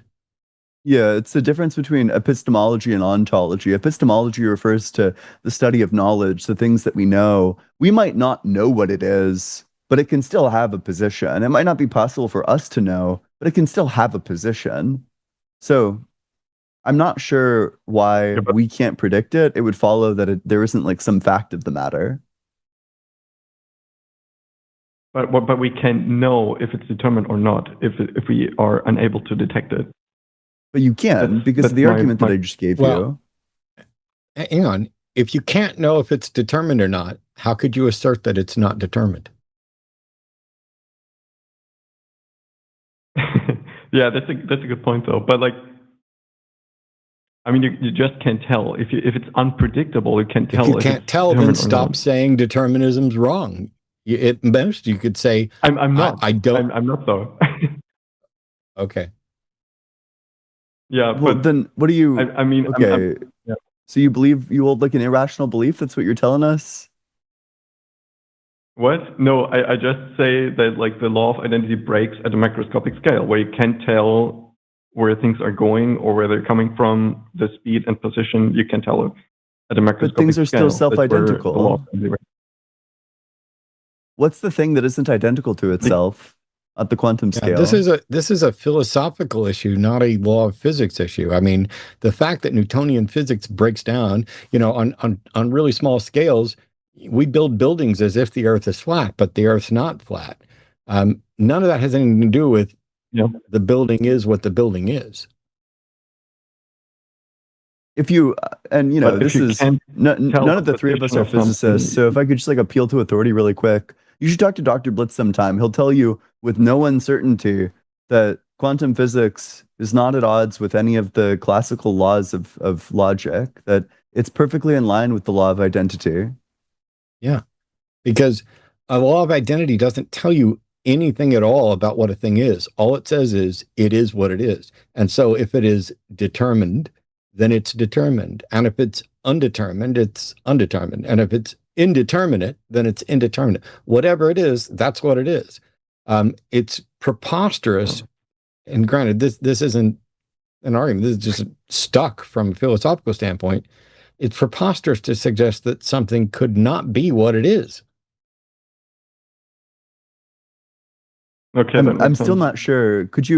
Mika, could you clarify for us? What's the thing that you're claiming isn't what it is? For instance, when it comes to like cloning or beaming in Star Trek, like when you have two of the same object in a way, Star or at a Trek? macroscopic scale. When Did you you say beam something, this can't be. because You're not serious. it would be physically possible. Is this a joke? Mechanistically possible. Huh? Is this a joke? No, no. It sounds very would be much like a physically joke because, possible. first of all, no. It sounds very much like a joke because, first of all, I'm happy to have discussions about Star Trek transporter problems. And I think when you step inside of a Star Trek transporter, given the description of what actually happens, it's suicide. And you just have to be okay with some copy of you being made. But that's all science fucking fiction. And even that doesn't violate the law of identity. It doesn't? Why not? No. Though? Because I mean, because when I step into a transporter, in Star Trek, I cease to exist, and some copy of me that is not me is made, as is evidenced by the fact that it might have a goatee or not. Okay, no, that makes sense. Total sense. Okay. Yeah, we're going to move on now, so Mika. That's about it. Okay, thank you. Well, that's great. Yeah. Argument from Roddenberry. Yeah. Yeah. It's we have good evidence from quantum mechanics. You know the show Star Trek? Yeah. You want to talk about a scientist whose name I will not mention because he's a piece of shit, wrote a book on the physics of Star Trek, and it was a good book because he's a good scientist, even if he's a shitty person. But there's a number of problems within Star Trek. Not the least of which is the faster than light travel, and problems with inertia and all kinds of stuff. It's just wild. But yeah, this is no offense to Mika, because I get that we're having fun trying to talk about stuff, but for me, that's like citing the Flintstones to claim that dinosaurs and humans coexisted. Yeah. Like you can obviously violate laws of logic in fictional universes. You know, you can say that there's this person, and the person, I don't know, you can say Greg is the father of Sarah and Greg is not the father of Sarah. And then you can have the characters like go on about their days. You know, you can just have contradictions. Happens genuinely all of the time. It's wild. So, hey, we got another caller on the phone we're going to get to right away. Excuse me. What's not happening? We're not getting any theists. And I think I'm about to declare victory that nobody has any interest in presenting an honest, evidence-based defense of Jesus or Allah or Scientology or Reformed Egyptian or whatever other bullshit comes out of Mormon. We won, Ian. What do you think we should do as a celebration? I don't know. Watch Star Trek, I guess. You know, we should ponder the nature of identity via the Star Trek transporter. Arden and I are currently going through Stargate SG-1, and we just finished season 9, so there's only one season left, and there's a lot of people who don't like season 9 and 10. Some people even called it Farscape SG-1, and as someone who was not a big Farscape fan, I get that. But anyway, maybe we'll go back and watch some Star Trek afterwards. But on the phone right now, we have Lance calling from Colorado. Lance, pronouns he, him. Whatever's going on in the background, Lance, that's going to be a problem. But Lance has a question about the burden of proof. What is it? I don't know. Oh, Like a I'm sorry. dog? What is it you're hearing? Like a No. dog, maybe? I have headphones on my iPad. Is it crying? Because I think I have the dogs tuned out on my headset. It's Anyway, gone but- now. Okay, That's okay. great. That's okay. It's fine now. So I've heard several times that we have to shift the burden of proof. Like if Matt says there is no God, then he has to jump through all kinds of hoops because now the burden's on him. Is that true just for the God argument or other things? Everything. For instance, Every claim carries a burden of proof, and you either care to meet it or you don't. But if you make the claim, you've adopted a burden of proof. okay, so I had this really good-looking girl. Let's just say she danced for a living, and she was trying to sell me vitamins, one of those multi-level marketing vitamins, and said it would cure my muscular dystrophy. Do I really have to take the burden of proof by saying, no, it cannot cure my muscular dystrophy? Or can I just If tell you're- her as far as I know it can't? Because she kept coming back with, well, if you haven't tried it, how do you know it doesn't work? Okay. So if you say it can't cure your muscular dystrophy, then yes, you've adopted a burden of proof. That doesn't mean you have to bother I meeting can't it. hear you. You can. I don't know what to tell you about not being able to hear me. I'm talking into the microphone exactly the same as every other time. So you can reject it. You can say, nope, it can't do that. And you don't ever have to demonstrate that to anybody if you don't care to. But you have made a claim that carries a burden of proof. Hello? Yep. The wise thing to say there is to ask for the evidence. And there's good reason why you shouldn't just take some random thing that comes from like some random person. You know, by this logic, you should take fucking everything that anyone recommends you. You'd have to take like the can of like motor oil that somebody tells you is going to cure your like muscular dystrophy. It went away. Okay. But go ahead. Yeah, that's basically all I was gonna say. Is just it's infinitely regressive. There's like a ton of wackos that want you to try their wacko juice. And I don't think you have any obligation to try any of it. You know, you just ask them for the evidence. You remain agnostic don't on even a have claim to. like that. You don't have to say, no, it won't cure me. You can just say, I'm not convinced that it will cure me. Yeah. You haven't met your burden of proof to claim that it can cure me. The default position for any claim is to not accept it until it's warranted. That's the rational default position, I would say. Because if the default claim is to just accept, or the default position is to accept every claim, then you're going to end up accepting contradictory mutually exclusive claims, and you're going to be forced to accept claims that are unfalsifiable, which means you would be stuck believing things forever with no hope of ever proving them wrong. So instead, the skeptic position, the warranted rational position, is to say, someone has made a claim. I should not accept that claim is true until it has been demonstrated that claim is true or likely true. I mean, we don't need to get back into the capital T truth from the beginning of the show to figure out if we have access to it.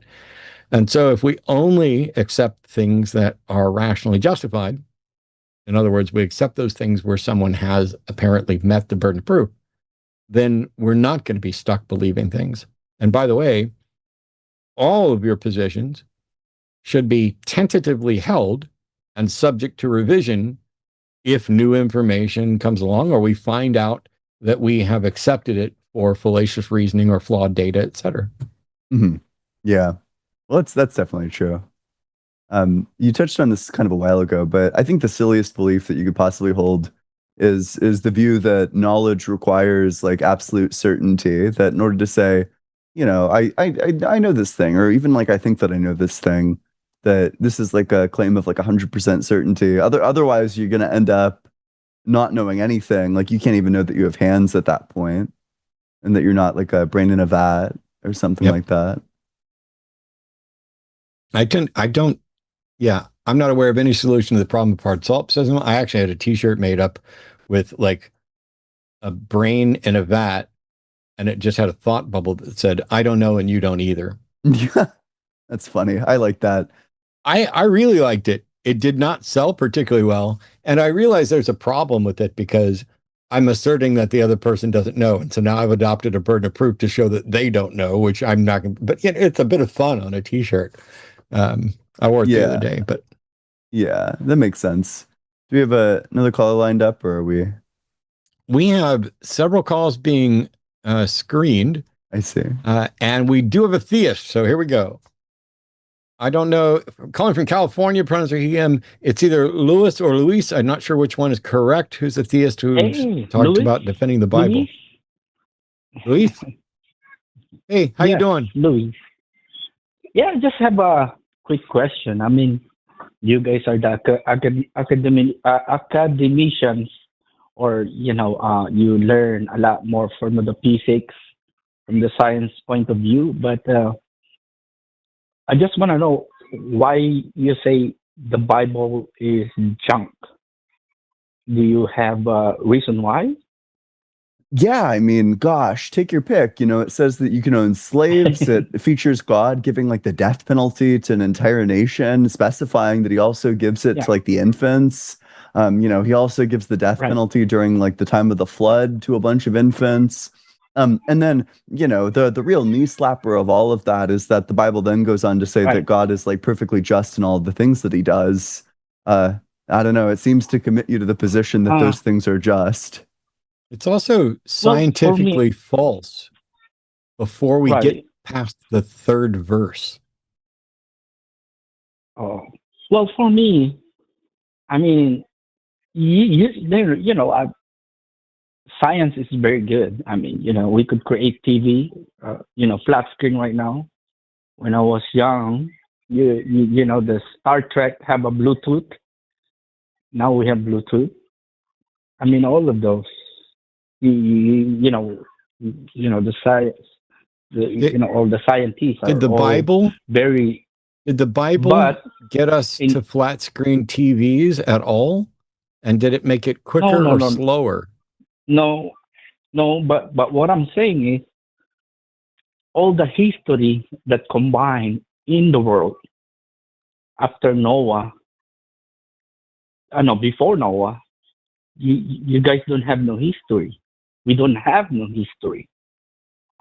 Since the beginning Bible of dividing from sons of Noah and all the generation from Gog and Magog, from all the Greek, Have you looked into this Greek issue particularly deeply? Have you looked into that claim? Have you looked into the claim that we have no history? Have you tried to find any of the history before Noah? I think you're going to be surprised with what you find. I also don't think Noah is history. True. No, what I mean is from Noah, before Noah, there is from Adam in Eve and Methuselah. But what I'm saying, what they do before, what they create before, we don't have that history. Okay, here's like here's like an easy question for you, I guess. You think like a global flood happened with Noah? If the flood happened, how did the kangaroos get to Australia? Well, that's why there's a boat of Noah built that entire see for landed that in the Middle East. It's so impossible to put all those animals inside that boat, but they did it, which is after the flood. And what I'm amazed is the mountains, the highest mountains in the world, they have seashells. Is the person behind you who's laughing, do they know we can hear them laugh? No, it's okay. I mean, you guys could laugh anything you want, but what I'm saying is from the person who's behind you who was laughing or atheists. Oh no, those are TV. My TV. I'm sorry. Your TV laughed at exactly the same time that you said the most ridiculous bullshit you could say. No. Well, I mean, we could prove me wrong or prove me right. But what I'm saying, even the forefather of science, which is Einstein, even The forefather of mentioned that science is we, Einstein. Luis, are you just yeah. having fun on Sunday? Did you have nothing better to do that you decided to call in and be a cartoon? Well, he's the most he was one of the best scientists in our in our history. So for me, he was one of the smartest scientists in the world. Did you know that he found your So, belief? He describes your belief as childish. He says the idea of a personal God is childish. well, because the God word is from the Russian steppe, the Yiddish. They call it good, and then they're not. When they Tobit, Gog and Magog from Russian steppe, came forward and take all the lands, in the history, they got that Yiddish sounds, which is That's great. good. That has genuinely If you say nothing to do good, with anything that I said. What the fuck are you talking about? Luis is just no, making shit because up you for say fun. God, No, because Luis you is say God. You're Wow. making stuff up for fun. Well, you said the See, word God. Here's the etymology of the word God. for now, because nobody really trying to tackle that. But see, if you say God, hello,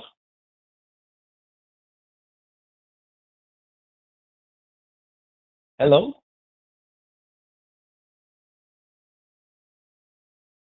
hello.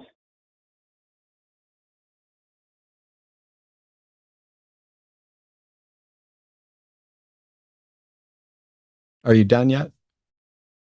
No, I'm saying is if you say God, which is in the origin text by the Hebrew from the lineage of Ever, from Sham's lineage, means they just put it there, but usually it's YHWH, which is the name of the Father, the Creator, which is Yahuwah. They just change it to God because the God, it came from the Yiddish. I don't need you to tell So me the one the who's origin. translated, I don't need you to tell us the origin of various different Hebrew words. Matter of fact, the first mention of God in the Bible, yes. in Genesis 1:1, is Elohim. Mm-hmm. Okay. No, Elohim is Lord in English. God So is Luis, here's the YHWH, thing. which is Yeah. Yahuwah.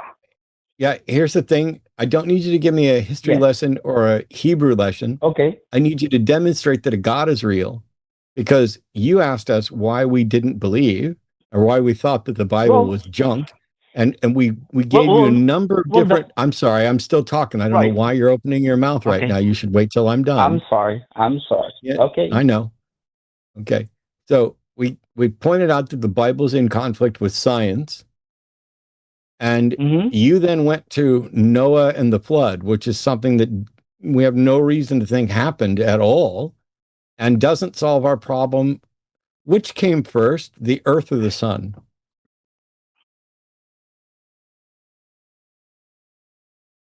Well, he created, Yahuwah, the creator, which is Yah means breath of life. No Um, fucking I'm way, asking dude. a very No fucking specific. way. I'm asking a very specific He- question, and the fact that you are being dishonest as fuck Wait, is not. This You're gonna can't be piss me real. off. I'm You're saying is absolutely when gonna he piss. created. You're absolutely gonna piss me off by being dishonest as fuck. Which came first, the No, earth or I'm the not. sun? I'm. You are Well, being the dishonest earth. as fuck. So here I'm going to No, mute you. no. I'm going to mute you. The first theist that calls in today, and you're going to get muted. You know why? Because I don't think you're for real. I think you're fucking playing around. I think that you saw that we weren't getting theistic callers, and you decided to call in and have prank fun. So I'm asking a very specific question. When I unmute you in a second, because nobody can hear you right now, when I unmute you, I would like for you to say what the question was that I asked you and then answer it. The earth is the Go first, ahead. and the sun. What was the question I asked you? what's the, it's being created first, or, and I said the earth first, and then the Except sun. that that's not true scientifically. Well, if you thinking about the, the universe, right?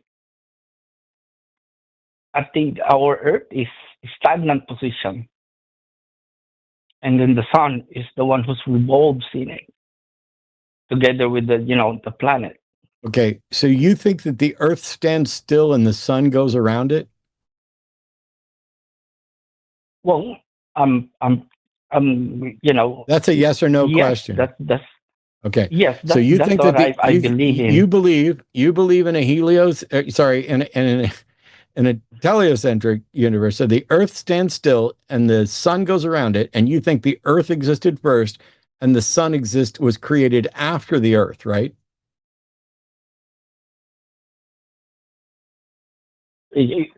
I'm sorry, I didn't get that. Well, the earth is first, and then the sun, and then Okay. the sun. Are That's what you my aware? Are you aware right? that the Right. scientific findings about reality Mm-hmm. are the opposite of Right. that the sun existed first, the sun is older than the Earth, and the Earth existed after the sun, the Earth is younger, and that the sun Right. is what we orbit. So you're aware that you are in opposition to science on every single thing you just said. Well, Yeah, geocentric, not well, the teleocentric. Sorry. well, I agree. In the universe system, the sun is in the middle of all of it, right? That's not what I asked. But I give up, Ian. but it I'm doesn't tired of not. mean it. You can ask It better doesn't questions. mean No, that. no, I got this. I think first what we need to understand is that the name Luis is the Spanish and Portuguese form of Louis, which ultimately comes from the old Frankish German word Ludwig. The name is developed through several stages. Lud meaning fame or renowned, and wig meaning battle or war. Ludwig originally meant famous warrior, renowned in battle, or a famous fighter. The evolution of the name was roughly Ludwig from Old Frankish to Schlodwig to the Latinized form, Ludovicus to Latin, Luis to French, and Luis to Spanish and Portuguese. Yeah, there was a famous Thank you. bearer. His name was Clovis I. Did any of that sound fucking Right. relevant? Well, you got me in there. I mean, I don't know what's the history of my name, but I think I really love it when I heard that. I'm Did learning. it sound like relevant? I'm Did just it sound saying- even I'm like just saying remotely it- relevant to anything? No, but what I'm saying is I'm just I'm wondering why of all the books in the world, until now, Bible is still It's like stands physically incapable until of now answering from the history, questions. right? Do you? So I just don't get it why you say the Bible are a joke. Why does the Bible still stand? Why does the Quran still stand? No, Quran is different than the Bible. I know it's different. Why does it still stand? Right. Well, I don't know, because Quran really is from Muhammad when he wrote it down. And then they after that they have a lot of editions. Can I ask, which is what does God corrected need all with the a time, starship? but not the Bible. What was that? What does God need with a starship? God made the starship? Yeah, what does You God mean? need with a starship? I don't know, because the star is it has a two different meaning of that, right? Star and the ship, Yeah. starship, right? Yeah. I mean, literally right now it's a spaceship, they call it. Yeah. Usually those are two different kind. But what I mean is, God is the one who really, like, for example, you say that, the earth is not flat, but nobody's saying that it's a flat. But what they said in history, that, he made a river to garden the Eden, and until now, the river still exists. It doesn't mean that you cannot see from the ocean, but it's in the bed of Reavers the were a problem in Firefly. underneath of the ocean. Yeah, Still Reavers there. were definitely a What was problem in that? Firefly. So I'm surprised that any of the history of the world, you could get it from there, from our genealogy, and you said that the Bible are joke. From our genealogy? How do you trace genealogy back? Well, you could see there from even the royalties have their genealogy from the Bible. Oh no, I accidentally clicked drop because there's another theist on the line who's not a comic. Here we go. That dude's the goat. Isaac is calling from somewhere in the United States, pronouns are him. Isaac's the theist who has or wants to talk about a logical argument for God. Welcome to the show, Isaac. You're on with Ian and Matt. Yep. Nigger. Yep, of course. Really? Hang on. Don't drop him yet. I want his phone number.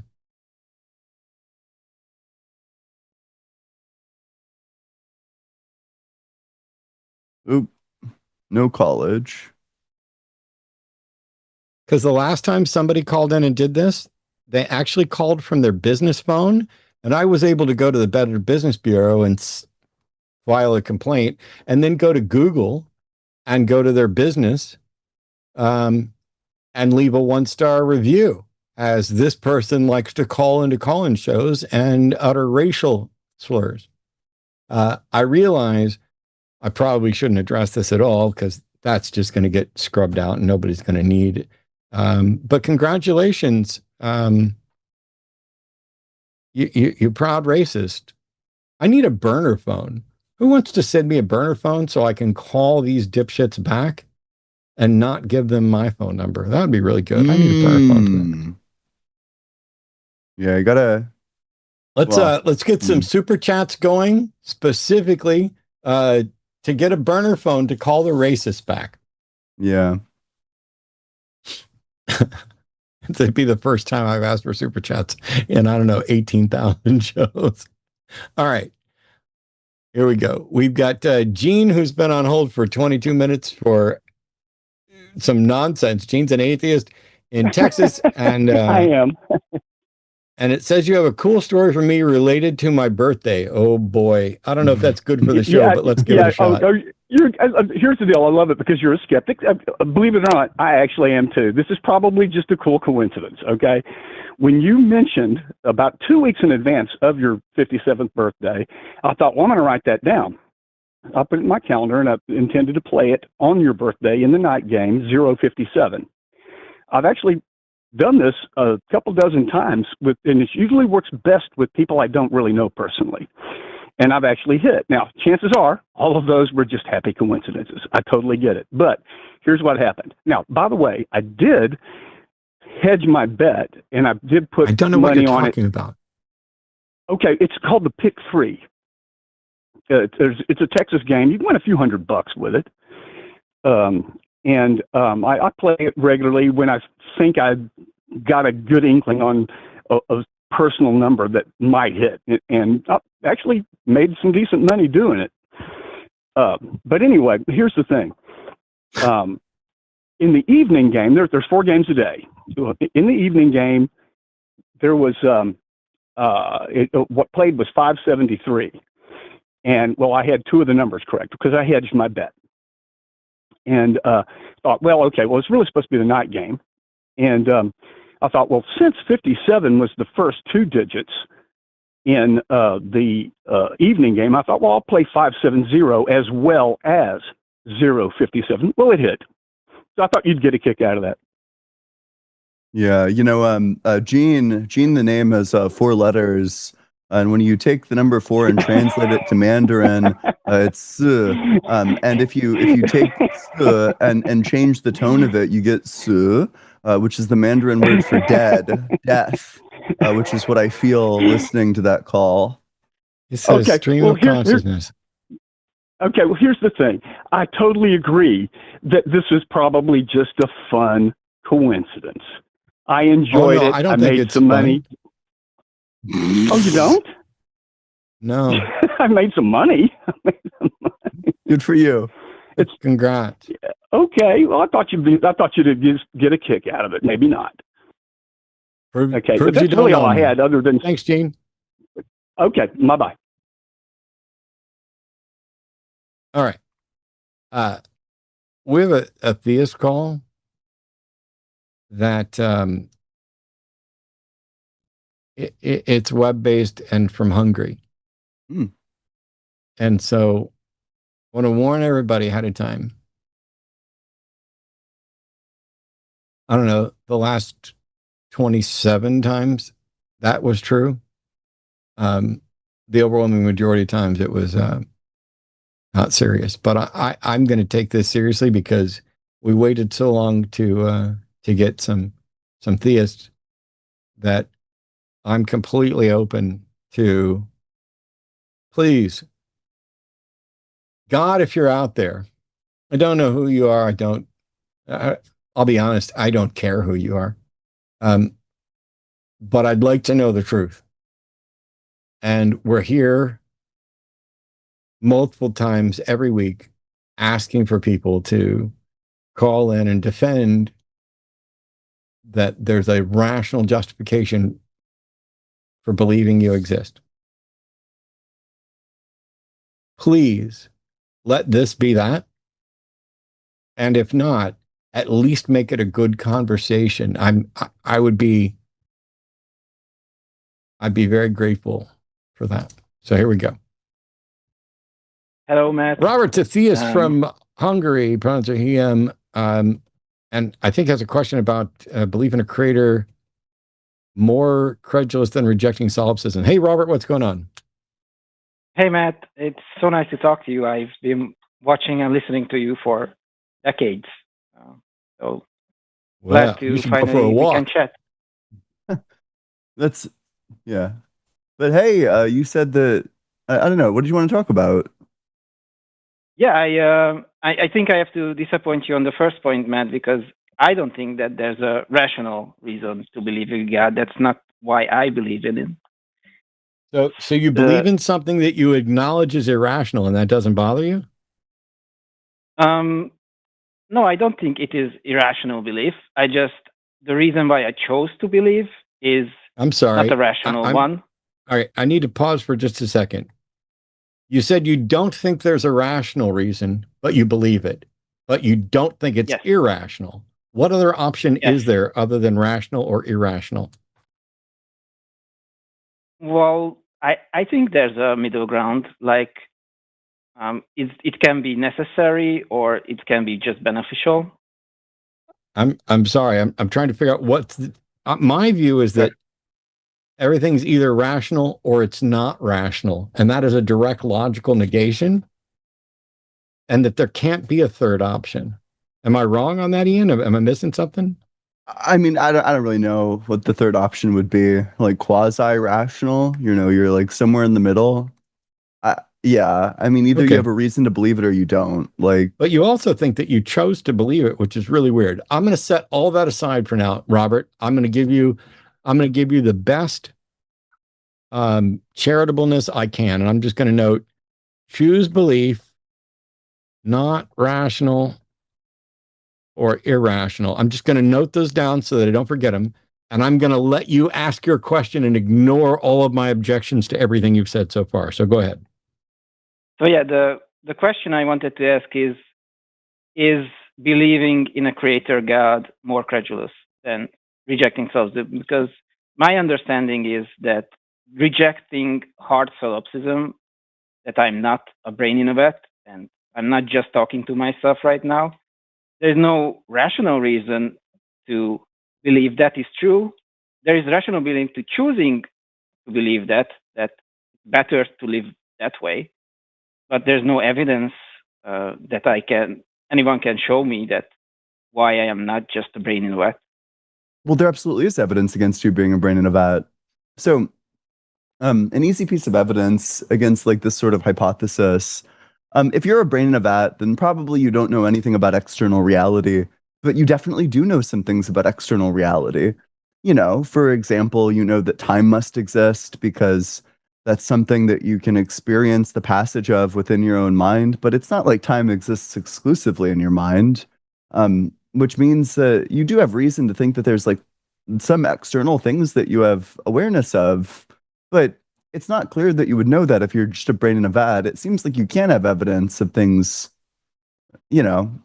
Also, it's just like a bad hypothesis. It doesn't explain anything. It commits you to implausible commitments. The better hypothesis is that more or less your senses are reliable. But the point is, point of the hypothesis is not that it's likely. It's just that it's undisprovable. Ooh, sorry, we just did a bit of a conflation there. First, the goalpost was there's no evidence against it, and now the goalpost has shifted to you can't like deductively disprove it. Did you see the shift there? You can have evidence for something without like absolute certainty for it. You can have evidence for something without absolute certainty. Yeah. Sure, but I neither have evidence for solipsism nor absolute certainty. Well, I think you have evidence against solipsism. One, it's like the solipsist hypothesis. Sorry, but are we really going to argue whether solipsism is a bad hypothesis? Yeah, of course. It's relevant. It's like super relevant. I'm sorry. I need to interrupt for just a second. You literally asked us which was more credulous, believing in God or rejecting solipsism. And now you're wondering if we're really going to talk about how bad of a hypothesis it is? I mean, that's the whole topic you suggested. Did you just want us to like agree with you? I believe it. We didn't say it doesn't matter whether you believe it.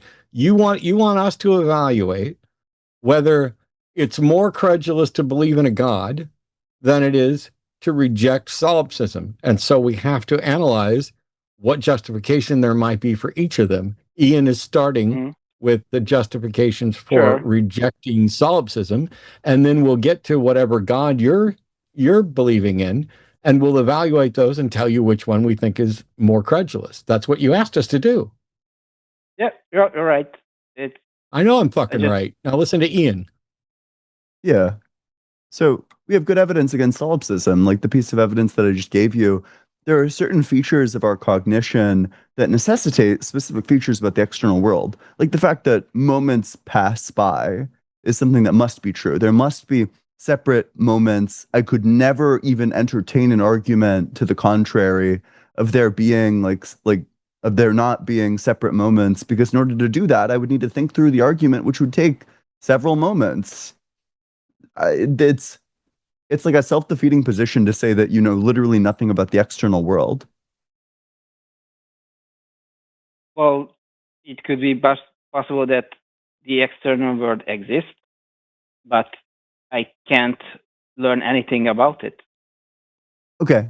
And did it take time to say that sentence that you just said? Yeah, but that only proves that time exists. But sure, and time is external. Time is a part of the external world. Yeah, but that's the only thing you can know. Then. Sure. Okay. But then what you would can agree... you know about God? Mm-hmm. What do I know? Yeah. Well, we just established, without going any further, that there's at least one thing you can know that counts as evidence against most, if not all, models of hard solipsism, and that is that time exists, that we experience time. And you just acknowledged we can know that about the external world. What can you know about God? As a fact, basically nothing. Okay, then it's the more credulous position. Because time does exist. I just answered your question.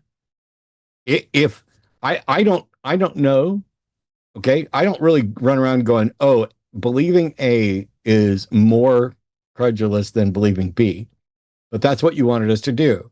And so by your own admission, there's more evidence against hard solipsism than there is for God, which makes the God belief more credulous. But yeah, I think the meaningful difference is that with solipsism, the point isn't that there is no external reality, but that all the reality I do experience is not the actual reality. No, I think you're kind of the relevant twisting. position is that you've acknowledged there's more evidence for one position than there is for the other, and so by your own admission, Yeah, but you're using twisting your own stuff, you've answered your own question about which one is more credulous. Yeah, but you're twisting the definition I'm of not twisting solipsism. anything. I'm not twisting anything. You asked us a question. This isn't about our position. Ian specifically asked you, you acknowledged there's evidence. Maybe it's not enough to compel, but there is some evidence to justify rejecting solipsism, and that there is no evidence to justify accepting that a God is real. And so by your own admission, you have answered your question about which one is more credulous. No, because as I said, I'm sorry, but you don't just get to say no. I'm sorry, Robert, but you don't just get to say no. By your own admission, no. You can't disagree with reality. You see, did you say that basically there's no evidence for God? Yes or no? Yes. Did you agree that there is at least some evidence to reject solipsism? Yes or no? No. Oh. Because I don't agree with your definition of solipsism. Can I explain? Okay. So sure. Ian defines solipsism that the rejection of the existence of an external world. But my understanding of solipsism is that it's the rejection that the reality we experience is reality. No. Not that there is nothing outside, such as time. No. Solipsism is the idea that only your perception exists. Only your own mind is the only thing that exists. Yep. Yeah, it's the view specifically that there is nothing external. That it just is your mind. That's the only thing that exists. Maybe what you're looking for is like global skepticism. Maybe that's what you're thinking of. Or like external world skepticism, but like both of those are false. I mean, we've established the existence of the thing that's external. Yeah, but then the example of a brain in a vat would be really silly because that's the definition of an external world. Yep. Yeah. Well, it's used as a thought experiment to demonstrate that you don't have any way to show that you aren't actually a brain, maybe not brain in the physical sense in this world, being fed information that everything you think you experience about reality might be being fed to you. There's also another, not just brain of that, there's the new evil demon, that in fact you are just a brain, but there's a demon that is feeding you information about reality. This is where, man, I don't know what the hell that noise was, but that sucked. This is where you get to basically René Descartes saying, I think, therefore I am. That this is a demonstration that if nothing else, I at least exist.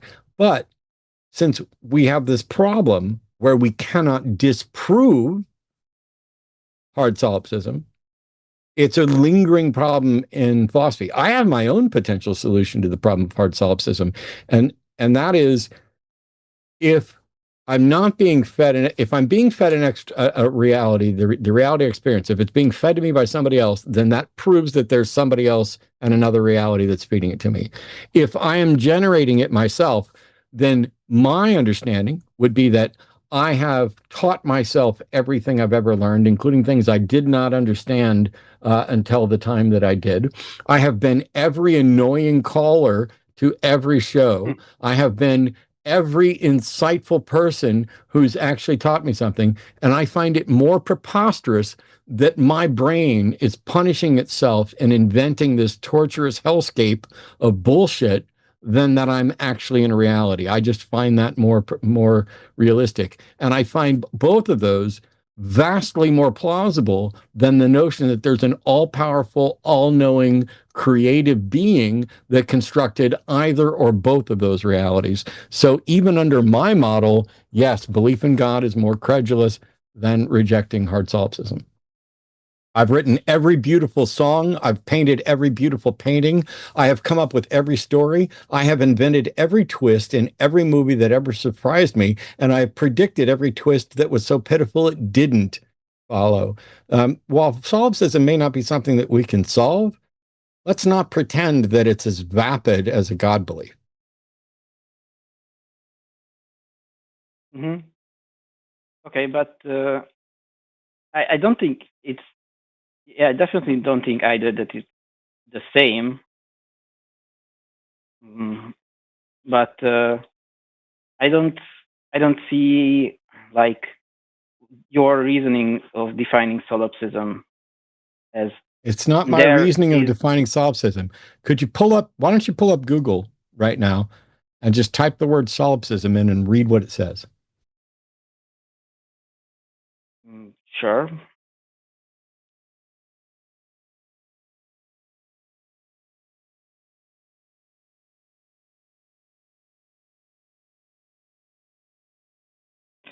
Solipsism is the philosophical doctrine that only one's own mind is sure to exist, rooted in radical skepticism. It argues, yes. Isn't that what we said?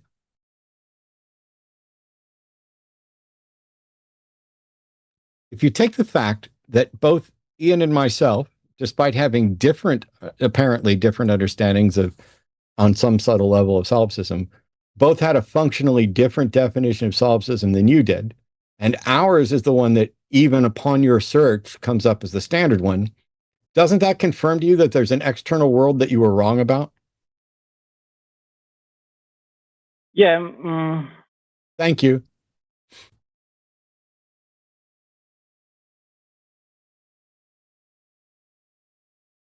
Well, if you go on to types of solipsism, maybe that's the reason of the confusion, because the second type is called epistemological solipsism, the position that even if an external world exists, you can never definitely know or prove it. That the contents of your own mind are the only thing you can verify. I'm sorry. This is really easy. Okay, that statement is even if it exists, you cannot be certain of it. Can you reject that statement? Can I reject that I can be certain that?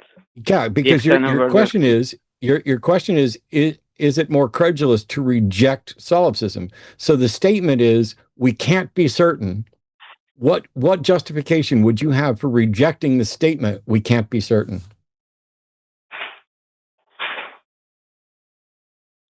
I see.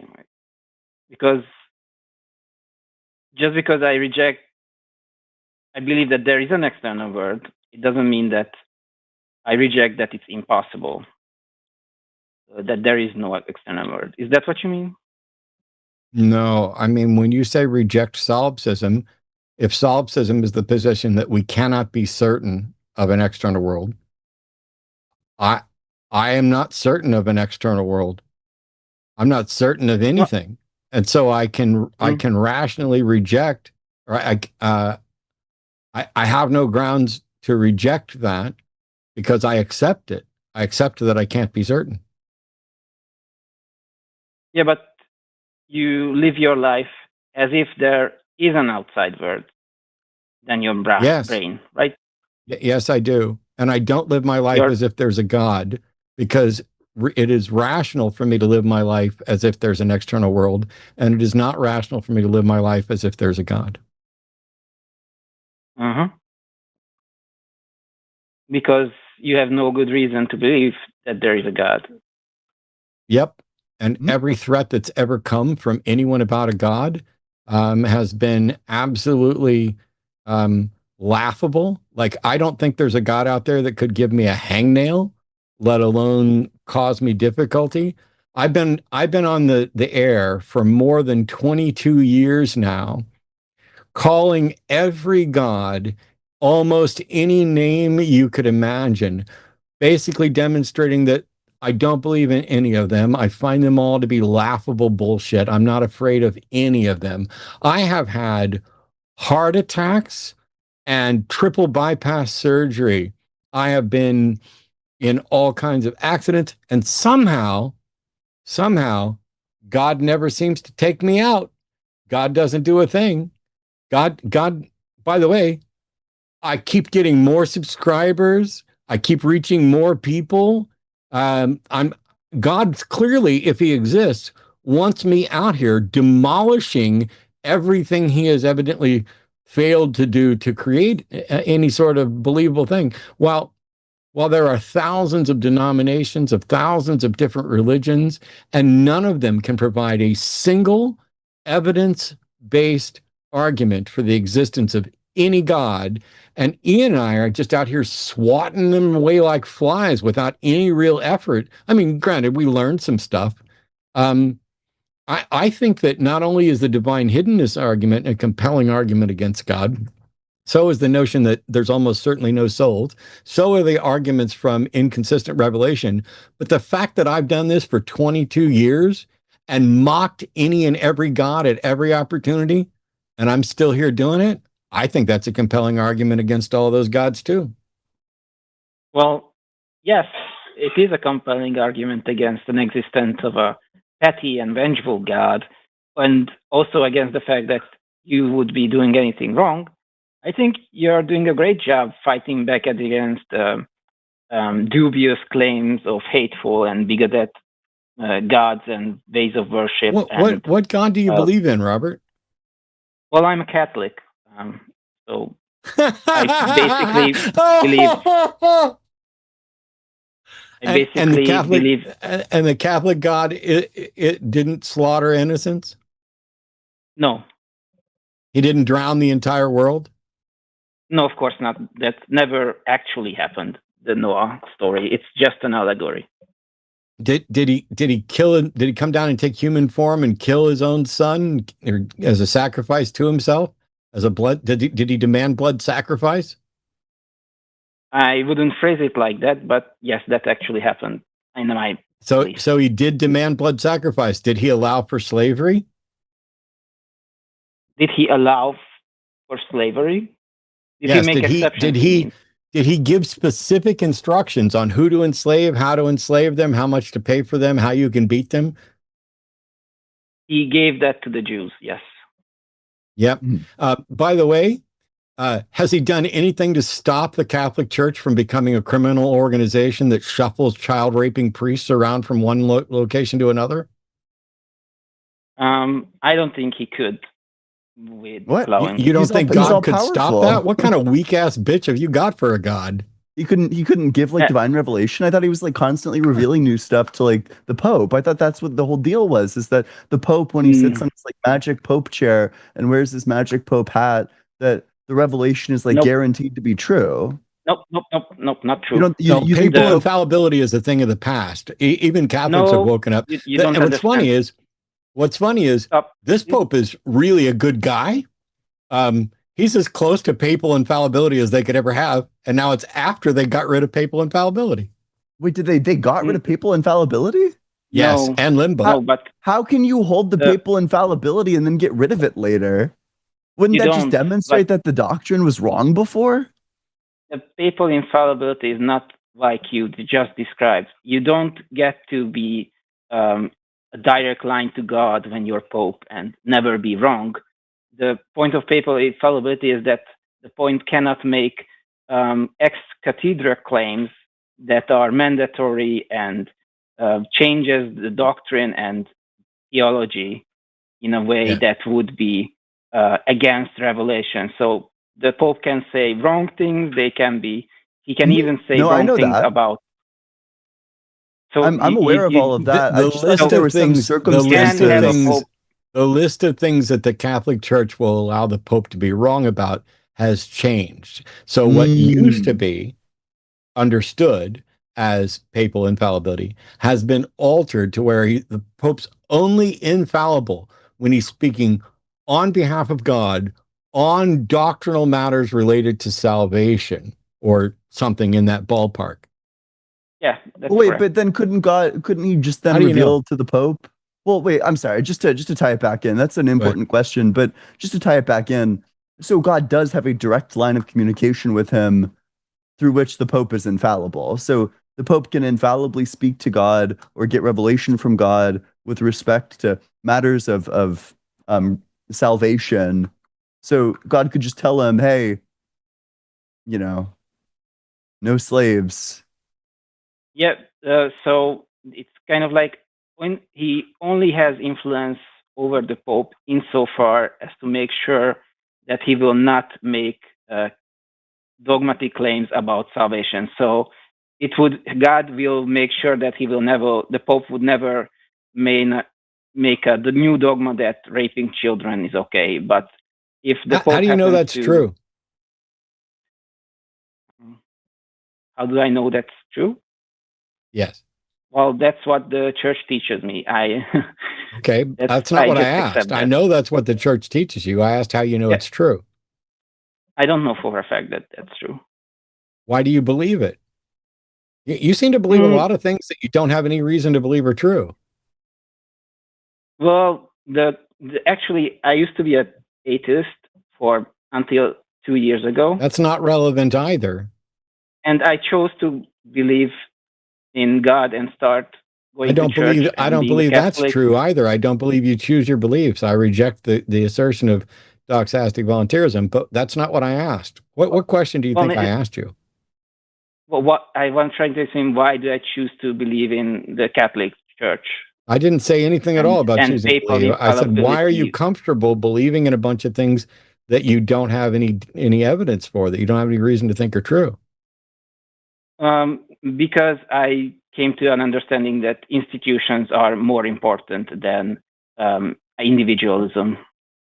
Wow, what a hideous view. Is it? Yes, it is.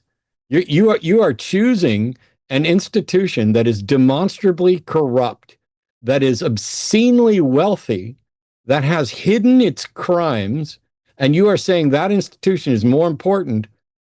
What does the Bible say about individuals? Well, I choosing to believe in institutions. Doesn't the Bible say to sell all your? Doesn't Jesus say to sell all your belongings and give the money to the poor? Yeah, but I choose to believe in institutions because institutions can be reformed, and that way society can progress. While maybe you should believe in institutions that don't need to be reformed rather than hoping someday they will be reformed. But what did Jesus say to do? He didn't say to give away all of your money. That's what you're arguing. He did not? He did not say to sell all your belongings and give your money to the poor? Nope. That was, I think, a rich guy asked him what he should do, and he told him that. But he never gave an order or a teaching that everyone should do that. Okay. So Jesus, when he said to sell all your belongings, give the money to the poor, he was only talking to that dude and not other people. Well, yes, that's how it's in the Bible. Yeah. So nobody else. He did say, so Jesus isn't modeling behavior. You mean in his teachings? Well, some of his teachings are to a person or certain persons in a situation, not just general out rulings.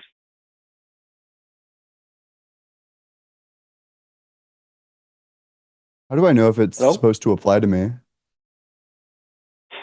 Well, in the example of the rich guy who comes in, I think it's pretty clear that he's only talking to him. Well, sure, but how is it pretty clear that he's only talking to him and not to me?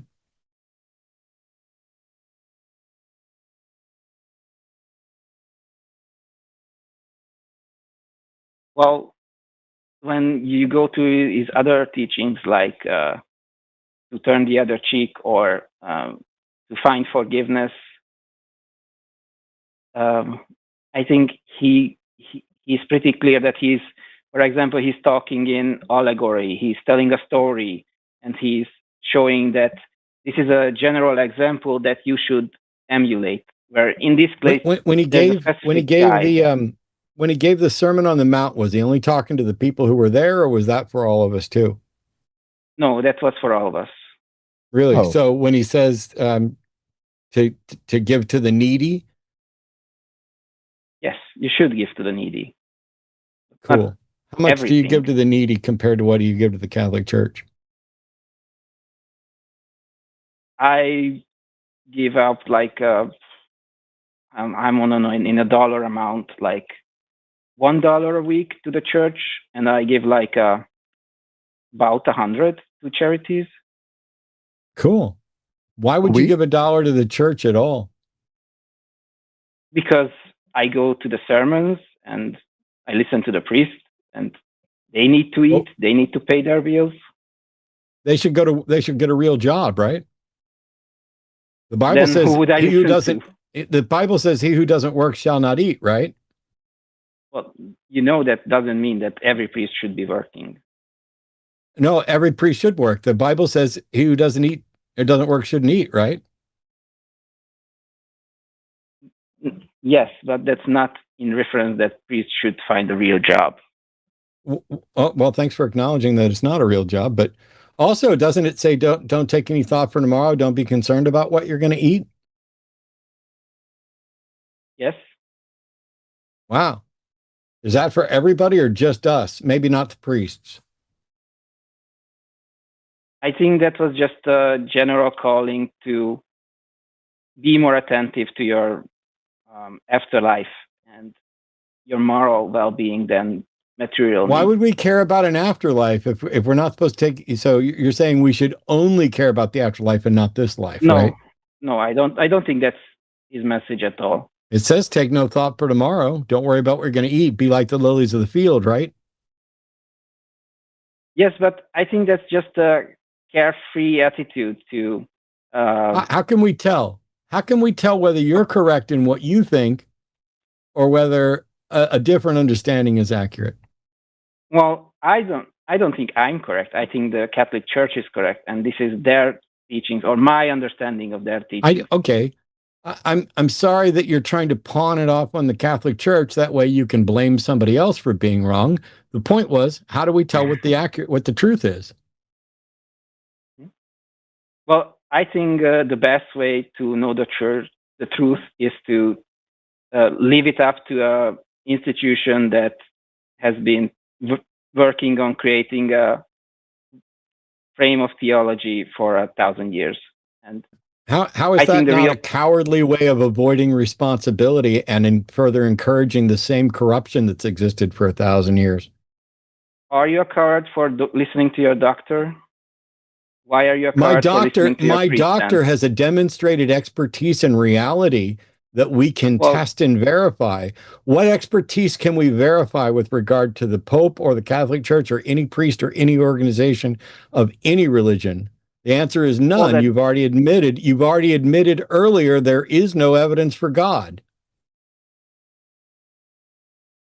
Yes. But there is evidence that which means there cannot be evidence that anybody is right about a God. Because how do you tell who's right and who's wrong? You don't have any way of knowing. You're just going to trust an organization. Why aren't you trusting other organizations? Actually, I would be fine with trusting other organizations, but like the Muslims. What I'm really against you're going to trust an Islamic. Yeah, so I'm really against. Trust a rabbi. A single rabbi, maybe not, but I would. All the rabbis that say that Christianity is not true and that Jesus wasn't the Messiah, you're going to trust them? So my problem with Judaism is it's very decentralized and doesn't have a central institution. Okay. I'm glad you found yet another excuse in order to protect your view from criticism. But the point is you have no justification for any of this. You're just making shit up and picking what you like and then saying, oh, I would trust rabbis, but they deny the religion I like, so I'm going to say they're decentralized and use that as an excuse. Well, no, that's just my worldview. That I think personal Hey, Ian, we're right back to what we said before the show, where it's just his opinion. Of course, yeah. It is Yeah, just you my know, opinion. What it's else just would his it be? opinion. Yeah, of course. What else That's would the we care? problem. Here, it's really easy, Robert. We don't give a fuck about your opinion. We want to know the truth. Yeah, we just want to I'm know what sorry sort you of don't care evidence about you have.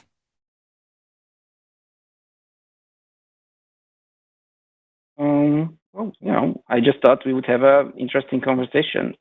No, it's not interesting. I don't need people calling in saying, hey, I don't know what the truth is, but let me waste fucking an hour of your time telling you what my opinion is. You think we do this show so that you guys can just call in and say what your opinion is and then never have to defend it? Well, I try to defend my opinion. No, you didn't. You explicitly said You that you have no acknowledged evidence from the for it. get-go that there wasn't evidence for it and that you thought it was neither rational nor irrational. That's not a defense. Yeah, it is. My just reasons are not rational ones. Well, yeah, it is a defense. You know, it's just not a rational defense. That's true. Are you serious? Like, I don't know. Why just not believe it instead of believing it then? Well, I didn't for a long time, and one reason I changed was because I found that many of the atheist claims were only true about like radical evangelical nonsense. You know, I'm New Earth sorry. creationism. I'm sorry. Atheism is the position of not accepting that a God exists. Atheism doesn't make any claims.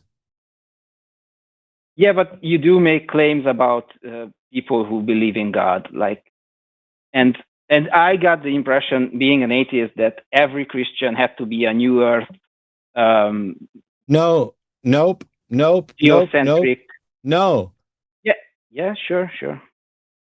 I'm sorry Matt, I'm sorry that you were a shitty atheist and that you received shitty information about atheism, but atheism is the position of not accepting that a God exists.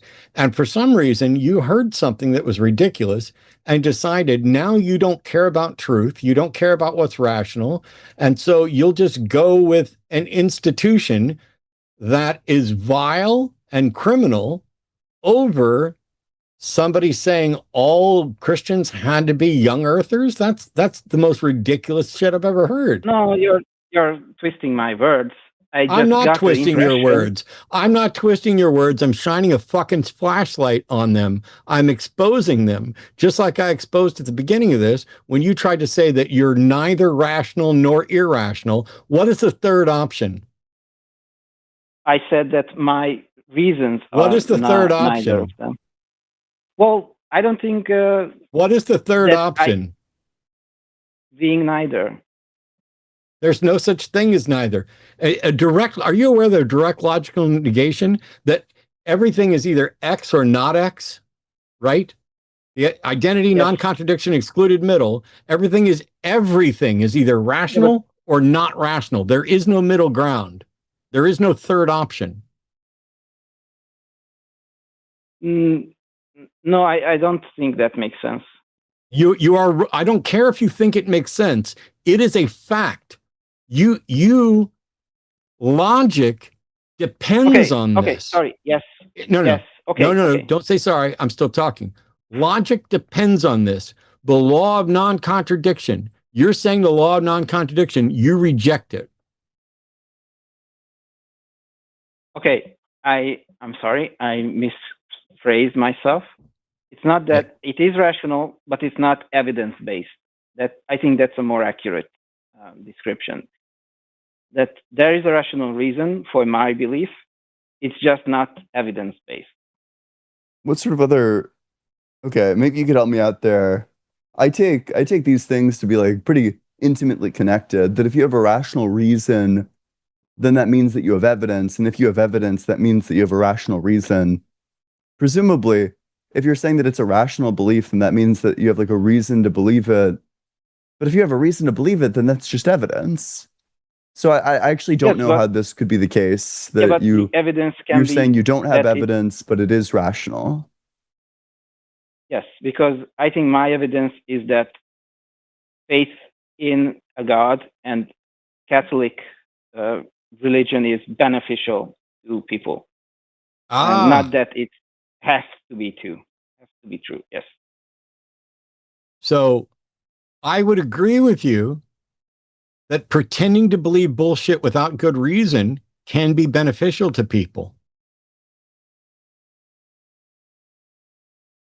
Yep. I guess we just disagree whether it's bullshit or not. No. You don't get to do that. You don't get to pretend it's not bullshit. The determining factor of whether it's bullshit is whether it's evidence-based. Well, that depends if you want your whole worldview to be evidence-based. No. Any specific proposition is either justified by evidence or it is not justified by evidence. That is a direct logical negation. Those are the only options. Sure, but you can still have a rational belief without having evidence. I don't accept that. How can you have a rational belief without evidence? You can have a theory or just... A theory is okay. Ian, go ahead. Yeah, do you think like a conspiracy theorist, like a flat earther, they have a theory? Do you think that that's like a rational belief just because they have a theory? No, because there's direct evidence to the contradiction, but I don't think that's true for God. Oh, well, I think there's like tons of evidence. Like, for example, why do you think God doesn't cure cancer? Don't you think that would be the good thing to do? Well, no. What? You don't think curing cancer would be good? No, because then I would have to say that ending death would be good and everyone living forever would be good. And I don't think that doesn't follow. For example, wouldn't it? You know, no, I don't think so. Because you could say people can live until 80 and then they can die at 80. People shouldn't be dying at the age of like 6 from cancer. So everyone lives until 80 and then they drop dead. I think I'd be fine with that. Yeah, I think that'd be chill. I don't think. Certainly more just than like people die at the age of 6. What if someone murders someone? Well, then obviously in that situation, then they're going to die. But I mean, murder's bad too. If you have the ability to stop a murder, you probably should. But then you would have to make the whole humanity a puppet. Oh, sorry. No, wait, I just want to get clear on this. So let's say that there's somebody getting murdered right in front of you. Do you think that it would make that person a puppet to stop the murder? If I had the ability to stop everyone on Earth from killing anyone, yes, I would make them my puppet. Okay, no. So if you had the ability to stop every single murder, you wouldn't do that.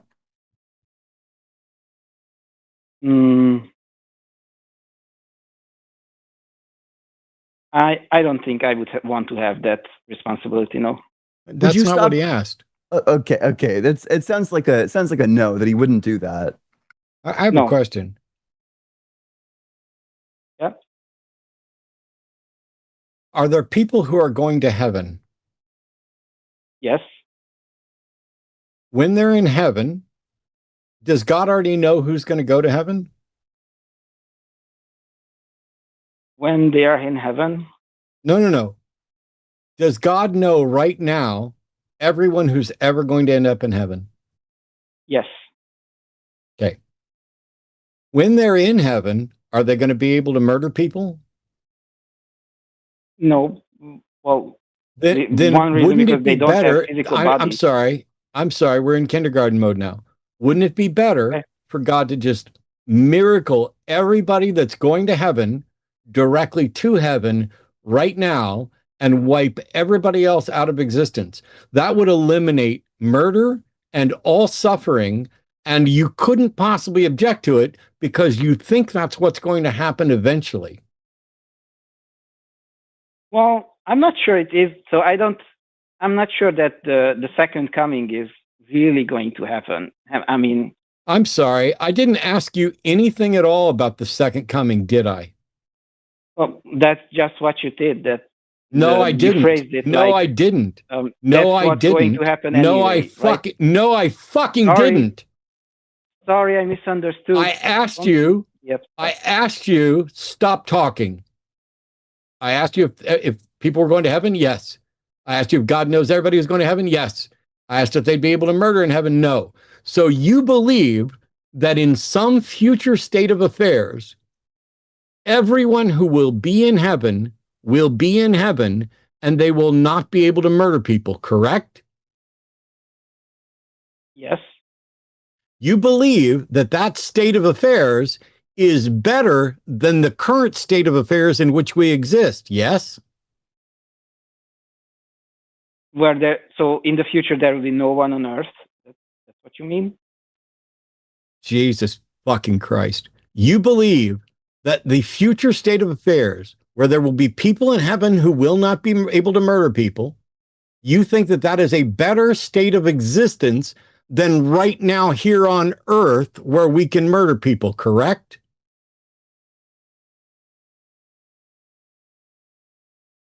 No, I don't think. Well, it Never will be mind. it will be better You don't for think? them. Oh God. You don't think it's better that you think we're better off now than we will be when we're in heaven? I think yes. I think it's good to have free will and be able to make our own choices. So in your view, God is a monster who is desperately trying to make things worse for people by taking them to heaven to take away their free will. Why the fuck would I want to go to heaven if it's worse? You know Because what you already religion get has to done live. to your mind, Robert, is sad as fuck. Yeah, but I think that it's fine if you go to heaven and then you're no longer in a way that you would be able to murder because you already lived a full life and got to make all your decisions you could. Okay. Robert, is life better when you're in heaven without free will or down here with free will? I think it's better down here with free will. So you think that God is working towards a worse scenario for us, right? Will I be able to go out of existence? I don't want to fucking exist in this like heaven state. This sounds like hell. So I you don't think know that if you God's plan is to take us from a better state of existence and move us to a worse state of existence, right? Yeah. Your eternal reward, no free will. Yeah, well, verse is relative, right? No. Listen to me. This is a yes or no question. If life is better here than in heaven, then you think, yes or no, God is working for a worse outcome for us. Yes. Worse, Thank you. worse outcome than life on Earth, but I think the end of existence would be even worse. Why don't you give us like a good outcome? Like why are all the options so fucked up? Why would he make me? Why like I wouldn't want to be if these are the outcomes, the eternity with like no ability to choose or do anything exciting, torture forever. Like why not just not make me? Well, I don't think you're gonna be tortured forever. You're Catholic. Yep. You believe And in there is eternal special- conscious torment. But Nobody I goes believe to in hell? special dispensation. Nobody It's a goes to hell? possibility, but it's possible, but that's not why. So What I'm there's sure of. life on Earth, and you think life on Earth is better? Do you think life on Earth is better than eternity in hell? Of course. And you think life on Earth is better than eternity in heaven, right? Yes.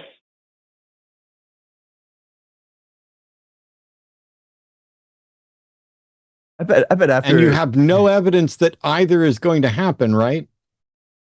Yep. And yet you support the church that says that God is good and is going to be taking some people to heaven and some people to hell. Yes, but the church is not saying that some people will definitely go to hell, or that you or I is definitely going to heaven. That's still up to God, and there's still Wherever you're going, I dispensation. don't want to be there. It's not Yeah, no nice, kidding. Matt. I would like to. What do you mean that's not nice? What religion has done to your brain, you have sacrificed your humanity on the altar of, I think it's important for there to be an institution. That's fucking pathetic. You sacrificed your dignity, your intellect, your humanity, all so that you can support an institution that you think is going to is advocating for a being that is going to make things worse, all because you heard some atheists say that Christians could only be young earthers. This is embarrassingly stupid. I never said that, Matt. No. Putting This words is in my mouth. beyond embarrassingly stupid. This is morally corrupt. Well, I think you're being dishonest now. Fuck you. I hand walked you for 47 minutes to get you to admit the things and trap yourself in a corner. And now you're going to accuse me of being dishonest? All right, you get one shot. Shut up. You get one shot. We have 4 minutes left. Tell me what I'm being dishonest about, and you better make it good. I never said that some atheists said that all Christians believe in New Earth creationism. I said that listening to atheists and atheist shows made me the impression that all Christians believe in New Earth creationism and such anti-science beliefs. And it came to me as a surprise that. So, let me get this correct.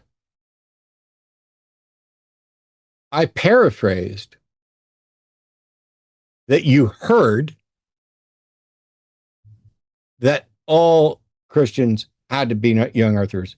And you say that I'm dishonest because all you said is you got the impression. So your accusation of my dishonesty is that I took you saying that you got the impression and relayed it as if you heard that specifically. That's what you're saying is my dishonesty? Yes. Don't ever fucking call me again, Robert.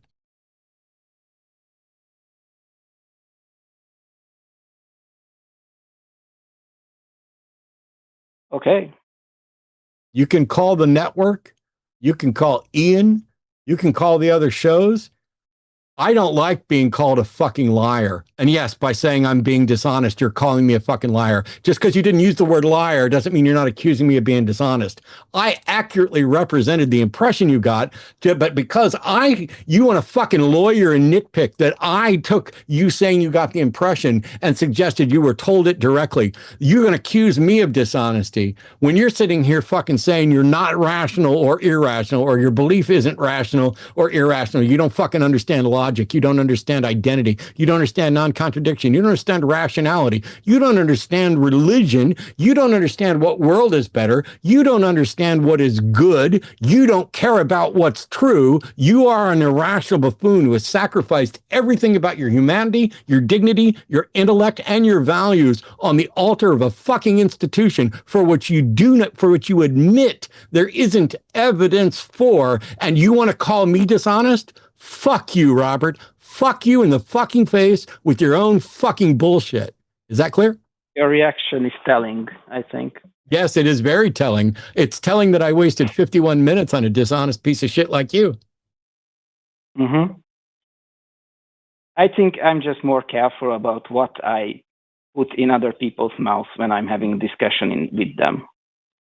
Oh, you know what I'm going to put in your mouth if you ever call me again? My dick. What, Matt? Nice one. Thank you. That was Say goodbye. I forgive you. Bye. I don't want your fucking forgiveness. I don't need your forgiveness. Yeah, unforgive Matt right now. Unforgive him. No, I'm sorry, Matt. I got you upset. I didn't mean to. I'm Sorry. No. Don't. Please forgive me. That's not an apology, you piece of shit. Don't be sorry you got me upset. Sorry that you fucking were dishonest. Sorry that you accused me of something that I didn't fucking do. Not that you do got me believe you did. upset. That's not what a fucking apology is. I don't need your thoughts or your apology or anything. Say goodbye, fucker. Goodbye. No, I said say goodbye, fucker. No, I won't do that. Coward. All right. It's so telling that after wasting nearly an hour and being called dishonest, it's so telling. I'm usually very careful about what I put in people's mouths. Sweet. Well, what did we learn today, Ian? Well, gosh, I think my prediction was roughly correct at the start. Low quality theists, people who haven't thought critically, people who have no idea what the fuck they're talking about. They have an opinion. They haven't looked into it, but they do have an opinion. Well, on that front, at least we got theists, even if it was someone that decided it was dishonest of me to suggest that they heard something rather than got the wrong impression. I'm going to go, I'm not going to go and apologize to God or seek, any kind of penance or anything, but I will spend the appropriate amount of time trying to make sure I don't falsely convert an impression to actually suggesting somebody heard something. I don't know how you get the impression without hearing it, but patreon.com/call the line. Stay tuned for Calling It Now.